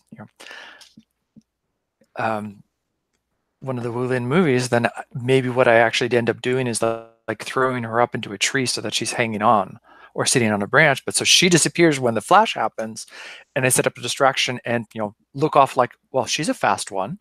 That is truly classic. Let us have you then roll with fire, which is only my +1. I know. I can't tell if that actually rolled. It should spin. It didn't, and it showed the same things and doesn't. Okay, it's not spinning. Maybe I just need to get some dice out. Go ahead and grab some dice out. Yeah, it did it twice and it didn't spin. Oh wait, I got an idea. No, I was hitting the wrong button. Never mind. Oh, okay. There we go. Oh, was I? There we go. Well, that's a 7. That is a 7.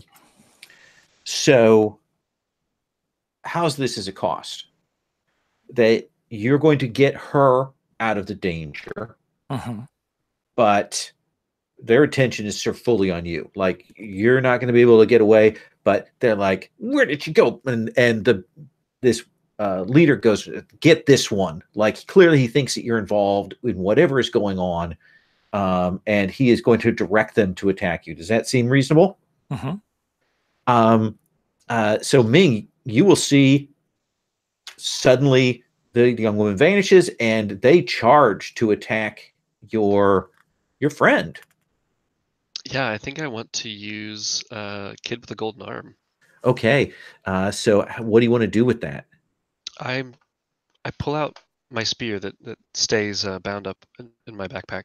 Okay. And I want to throw it at the nearest tree, which is giant, not the one that she was just thrown up in. Okay. And I'm trying to get the I'm trying to get the tree to shatter at the base and collapse on the men. Absolutely. That will certainly split them. So yeah, what do you run a roll to do that? Let's see here.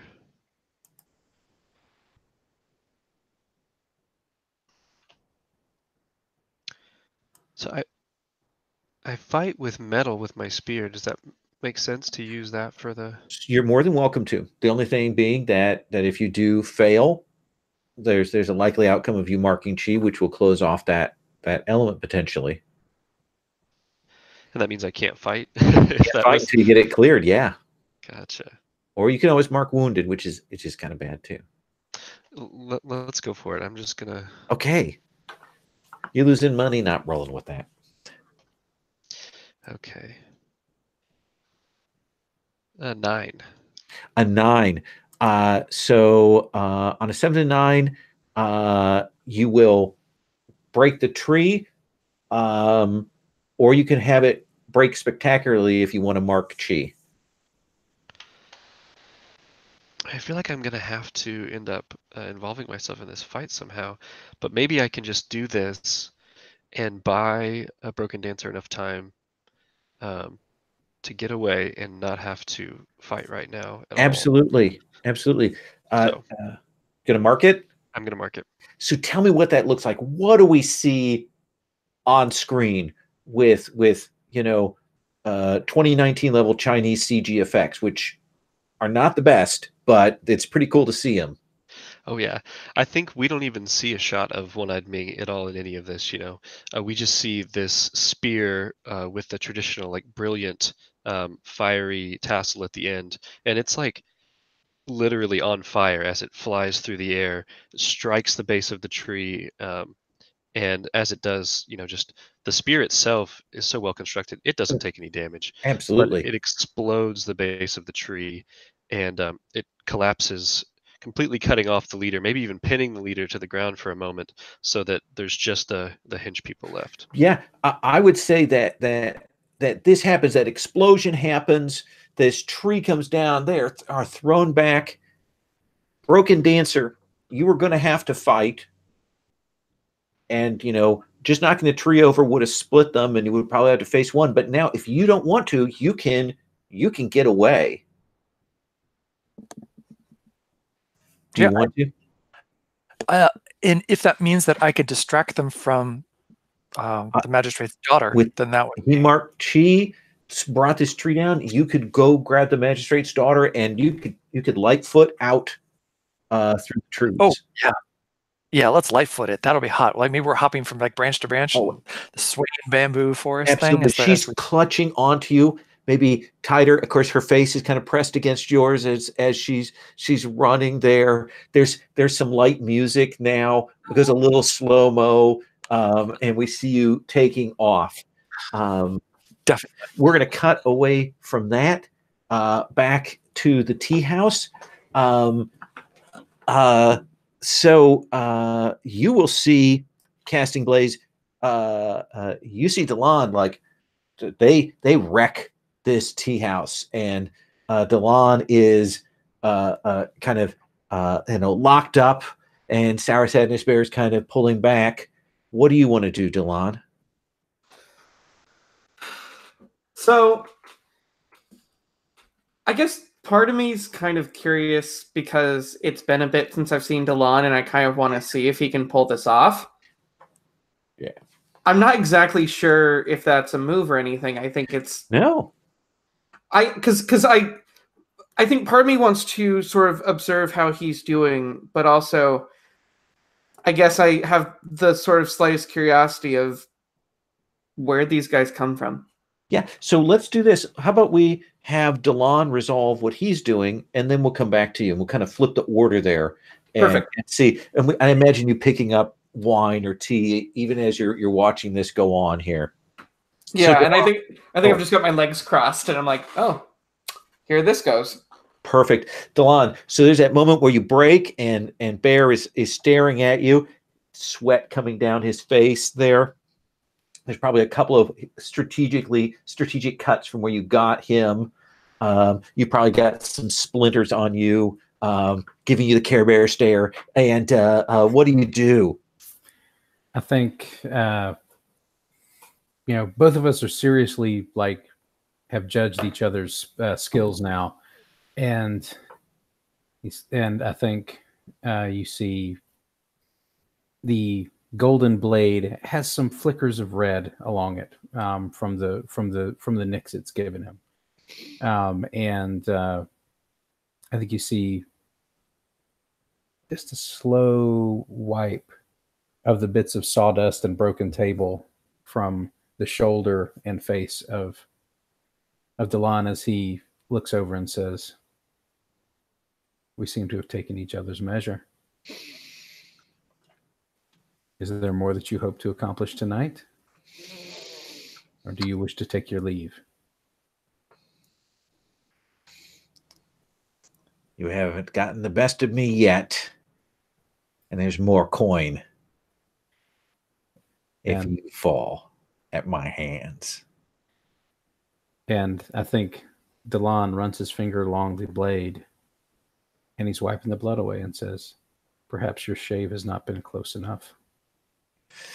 And he does this thing with his hammer where he twists it, and you see him split it, and there's a chain running between it, and you see him two-section hammer now with that chain, and he sets himself to fight you. And Delon says, "I see you brought your own bonds when you were properly arrested." Oh, nice. So are you going to fight him? I think first he's going to try and intimidate him just to try and make him hesitate, sort of maybe give himself a little edge. Okay. So basically you want to have him pause, which will force the others to do something. That sounds good. So that's hearts and minds. Okay. I think because you're not trying to push anything big, you're just trying to get him to hesitate, that he is susceptible to your words at that point. Okay. Or you could try and impress him if you want to clear a chi or create a bond. I think I'm definitely trying to impress him. Okay. I like the idea. Well, actually, impresses for groups. I'm sorry, I always get this mixed up. Okay. Let's see. You can still do that with hearts and minds. So, what is it you're going to roll with? I think he's letting his passion show. Like before, his fighting style is all based on control. Mm-hmm. So his fighting style is perfect and measured, and like his breathing barely shifts because that's part of that training. Okay. But now you see him like take a deep breath, and his stance shifts a little into the more aggressive style that the Yielding Sun teaches after you have drawn your opponent in. Absolutely. And let's have you roll. Let's see. So this is going to be with fire. Yeah. That'll be a 9. That is a 9.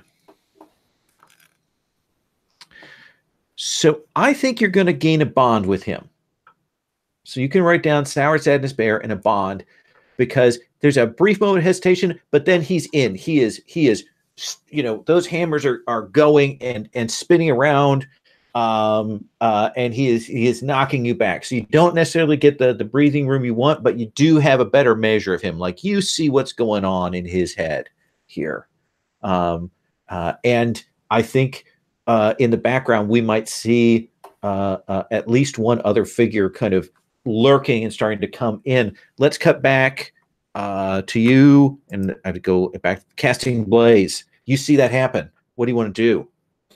If I see this fellow lurking in the background, I think that as subtly as possible, I'm just going to kind of like make like, oh, all the tea and wine is gone. Let me head in that direction. I'm sure I'll find some more.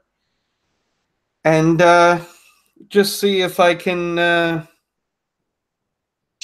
be surprised by this sudden figure. All right.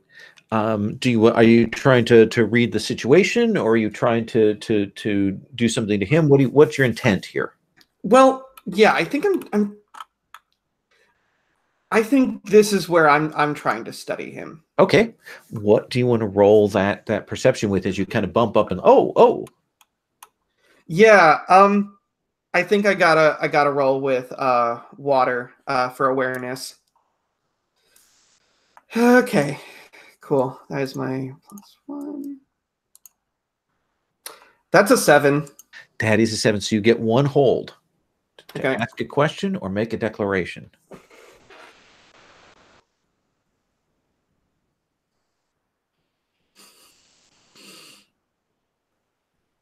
It's a declaration.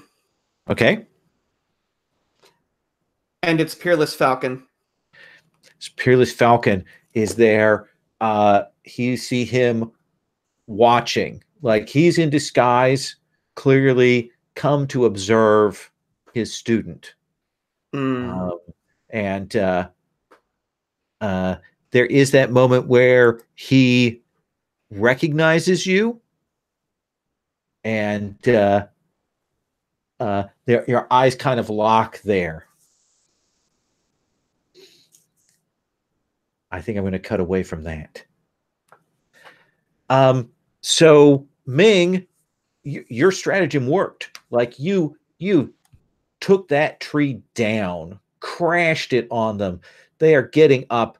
The leader is yelling at his minions, and yeah, you saw which direction Broker Dancer took off in, and that she has the magistrate's daughter. So what do you want to do? I can't leave my spear here, so I'm gonna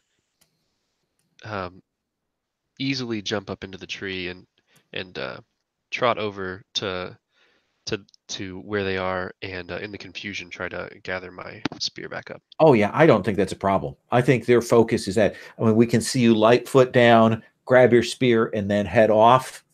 In a moment when they go to see what happened, they're like, "Well, there's no spear here. Perfect. Yes, What exactly. happened?" They're shocked. Okay, so now I would like to head back and bump into Broken Dancer on the road. Okay. This is going to be an overcome to make it appear accidental, to make it appear casual. Perfect.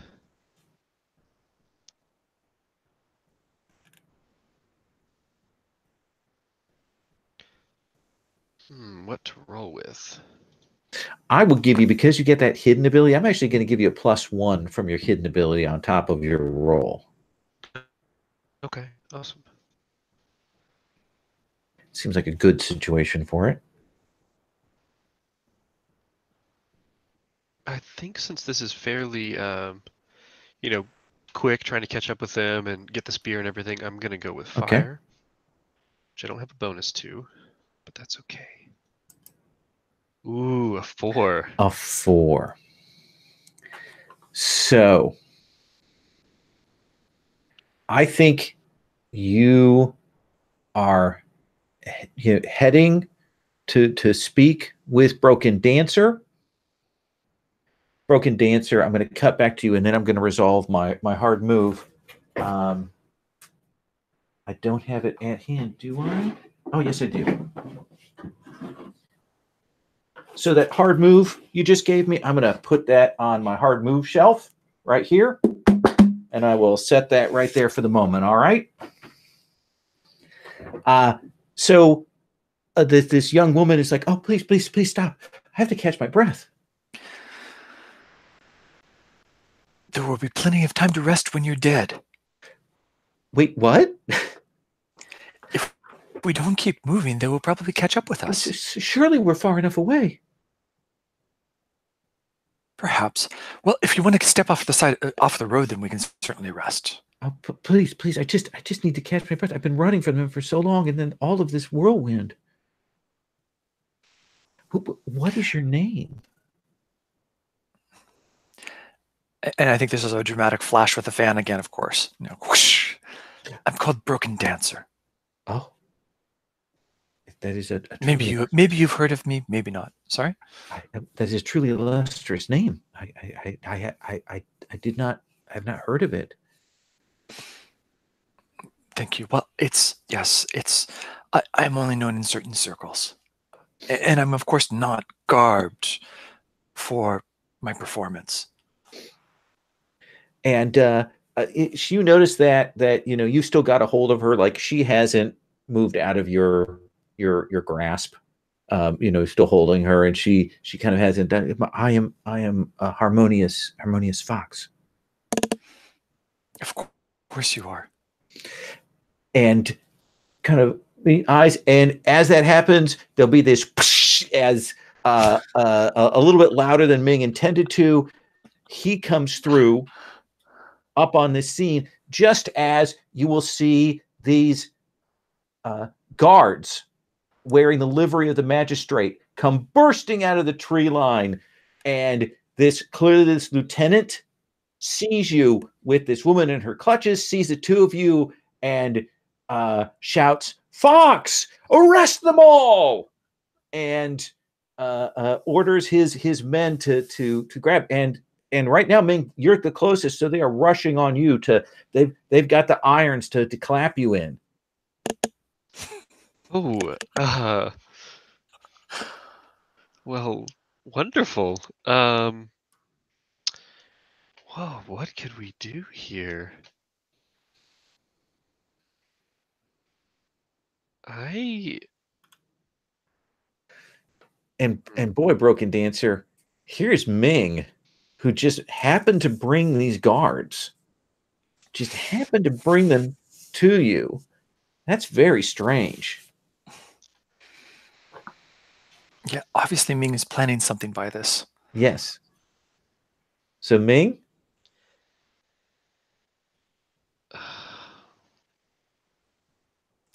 I almost feel like I would just let myself be arrested. Okay. So you don't strangely hesitate. enough. You just let them grab you. Yeah, I think so. Okay. Yeah. This lieutenant looks pleased as his men grab you, and then the others go running over to where you are at, Broken Dancer. I think Broken Dancer will take advantage of this to hug. What was her name? Something Harmonious. Fox? Glorious Fox. Hold Glorious Fox closer and feign, fear at what's going on. That, oh, thank you so much for rescuing us. Oh, let's have you roll impress, because this is a group. Okay. Let's see. So I'm being creative again. So I think that's with fire Yeah. again. Again, not my best thing, but hey, that's a 9. That is a 9. So I think definitely this will work. You can create a bond, clear chi, or the favor you want to gain is not being arrested, I assume. Okay. Yes. So they do. The lieutenant who's there goes, don't worry, ladies. We've caught the criminal, and they all rush to grab up and surround Ming.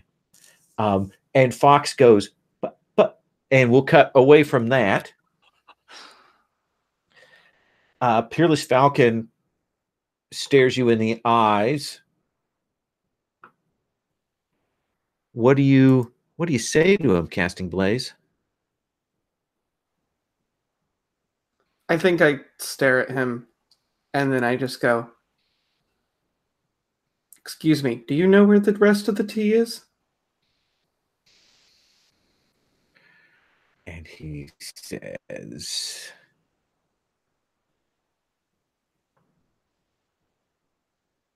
fine. And he nods like he can see there's a game going on here. And he will step back out of your way. And you can see that there are more of these hench persons outside who are unconscious on the lawn. And it looks like maybe another leader type who was set up for the ambush that Peerless Falcon has taken out. And he will say,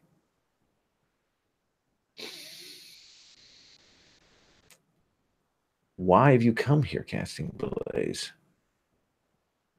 Well, and I think I just gently look back, and they do say keep your friends close. And they also say the other thing. Well, in that case, I'm sure we'll meet again. And he will do that light foot up onto the top of the building and then away. I think I'm just going to kind of look off in his direction, wave a bit, and then just kind of like look back at whatever's going on in the foreground. Delon, Bear has pushed you back, knocked things back. He thinks he has the edge. He is convinced that he can defeat you.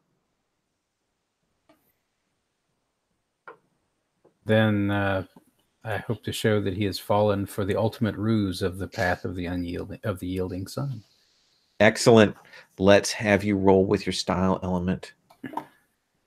Okay.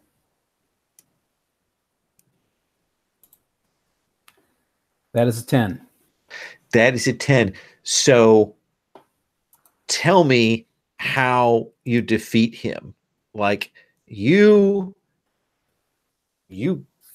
are awesome doing it, and you have a choice. You can show him mercy and get to mark XP, or you can even let him escape and mark XP. But tell me what this looks like. Okay. I think basically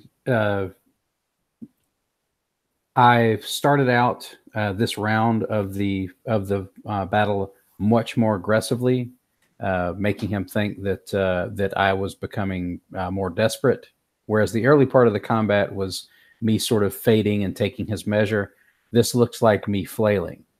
The sword goes in and out seemingly at random, and he became more and more aggressive as I yielded more and more ground. And then finally, at the very end, unexpectedly and swiftly, Delon closes inside the swing, inside his reach of those big hammers. Even with the chain between them, they're too unwieldy to get in close. And the sword just flashes all over as it basically severs severs various parts of his clothing and skins. Those droop across his arms and in his face so that he can't see. And then finally, there's a slice across the back of one of his legs that brings him down to one knee. And as he stumbles forward and tries to maintain his balance, he feels the touch of the blade on the underside of his neck, right at his throat. And when he looks up, he's looking up into Delon's face. He will drop those hammers. Boom, they'll hit with a crash to the floor. Mercy, Master.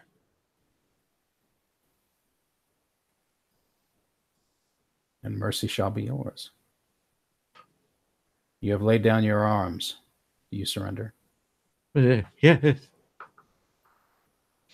Okay, and I think at that point, Delon motions to. I'm presuming he's leading like a cadre of guards with him as a part of this entourage. No, I think you were by yourself. Okay, I think right. we kind of established you solo here. Okay, completely solo on this part. Okay, yeah. I think he says. He motions him to the table and tells him, "Sit there." And then I think he basically chains him up with the chains from those hammers, as foretold in prophecy. Yes. All right. Now I want to do one thing with casting blaze here, and I'm going to cut back to the scene. Casting blaze. Here is Delon, and you've just seen his master here, and you know his master's bad, and you kind of don't want to say anything, right? I mean, and yet you kind of feel like you have to, right? I'm guessing you're leading me into an inner conflict role. Do you think it rises to the level of inner conflict? Does that feel right? It feels right, actually, because I'm playing the fool here, but I'm very much wanting to tell him everything. Absolutely. But I don't think I should. Let's have you roll. What do you want to roll for your inner conflict? And because this is a short game, normally we don't do this, but because you're rolling inner conflict, you get to mark an XP. Oh, cool. Okay. I will do that. And then,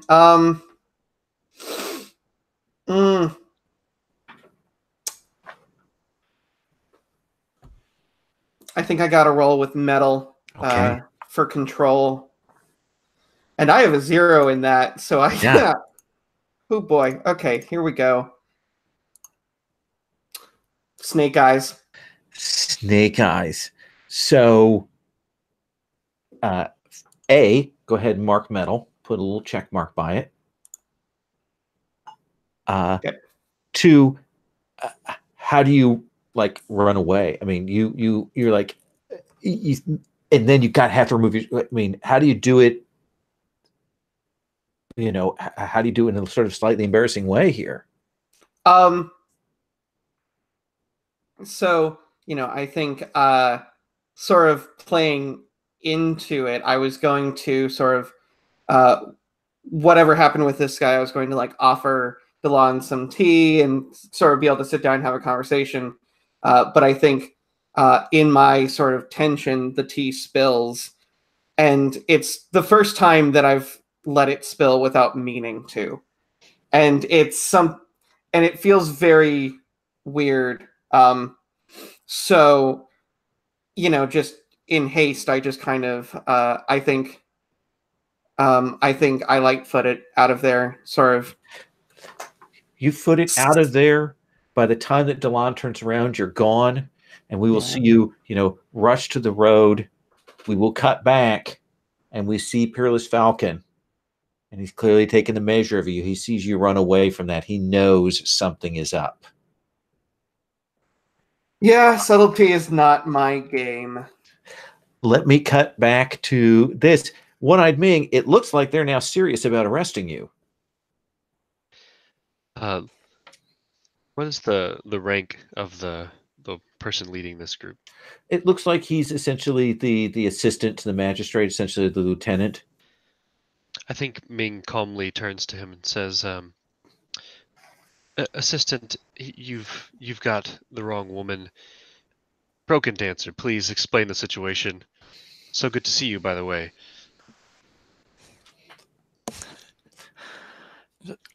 And I think Broken Dancer will feign surprise and say, "Ming, it's you. I'm so glad you managed to get away also. Who were those men with the sashes across their face? Maybe you, Glorious Fox, can explain this." And she will, now that you have an opportunity, she'll go, no, Lieutenant, this beautiful woman saved me, and this is her friend who did nothing to help. No, but yeah, she saved me, and this is clearly her friend. And the lieutenant is clearly hesitating, like he regards her as a young woman who doesn't know the ways of the world. But we should all go back to town so that the magistrate can properly assess this. And Harmonious Fox goes, yes. You will come back to my house with me. My father will reward you for your aid, you and your friend. Please come and stay and be guests of the magistrate.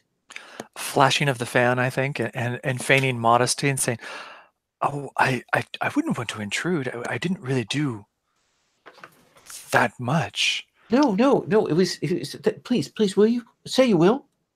I accept.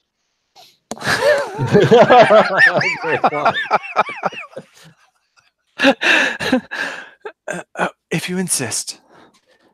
And she will gather together, and she and Lieutenant and these people are going to take you into the house of the magistrate, the person who is overseeing security of all kinds for this festival that is going on. We've seen Casting Blaze heading off, unable to bring himself to reveal the secrets about Delon's master. We've seen that cut away. And Delon, what's the shot of you? What's your reaction when you look around and you see that Casting Blaze is gone? At that point, when the ruffians intervened, I'm not sure if Delon had noticed it was actually Casting Blaze, because we had pointedly not actually looked at each other. Yeah. So now we realize on camera that maybe you didn't even see the whole tea fight thing because you were so engrossed with the fight with Sour Sadness Bear. Yes, and I will never not love that name. All right. And I think he will bad. say, "This is a notorious bandit. You should take him to see the magistrate." Indeed. Thank you, good innkeeper. Oh, you are welcome. We shall. Thank you for. And he looks around, and that tea house is wrecked. This tea house is all broken. There's you hear the sound of the last cup rolling off a shelf and hitting the floor. For protecting me. And I think you see this sort of realization dawn on the face of Delan, and he says, "And I shall instruct the magistrate of your aid and your great losses in this battle, and see that he attempts to make recompense to you for this." Excellent. All right, that's where we're going to stop for tonight. Now, if this were a usual session, what we do at the start of session is you pick one of your 2 entanglements and you highlight it and say, this is the one I definitely want to see tonight. And then at end of session, if you hit that one, if we kind of did some stuff with it, you get 3 XP. And if we hit your other one, then you get 1 XP. So because this is first session starting out, I'm going to give you all 4 of those XP. You get all 4 of that right now. So that gets you a little ways towards your advancement for next time. At the start of next session, what we'll do is we'll check in with everybody's entanglements. What the big start of session thing is, if you need to rewrite them, if you want to change them, you'll have the opportunity to do it at the start of session each time. And we'll also check and make sure everybody's happy with the moves that they picked, because you can certainly change those around. I've got no problem with that. Does that seem fair? Okay. And if anybody has any questions during the week about this, feel free to send them on to me. I'm very excited to see where this goes. So there it is. I'm going to stop the broadcast.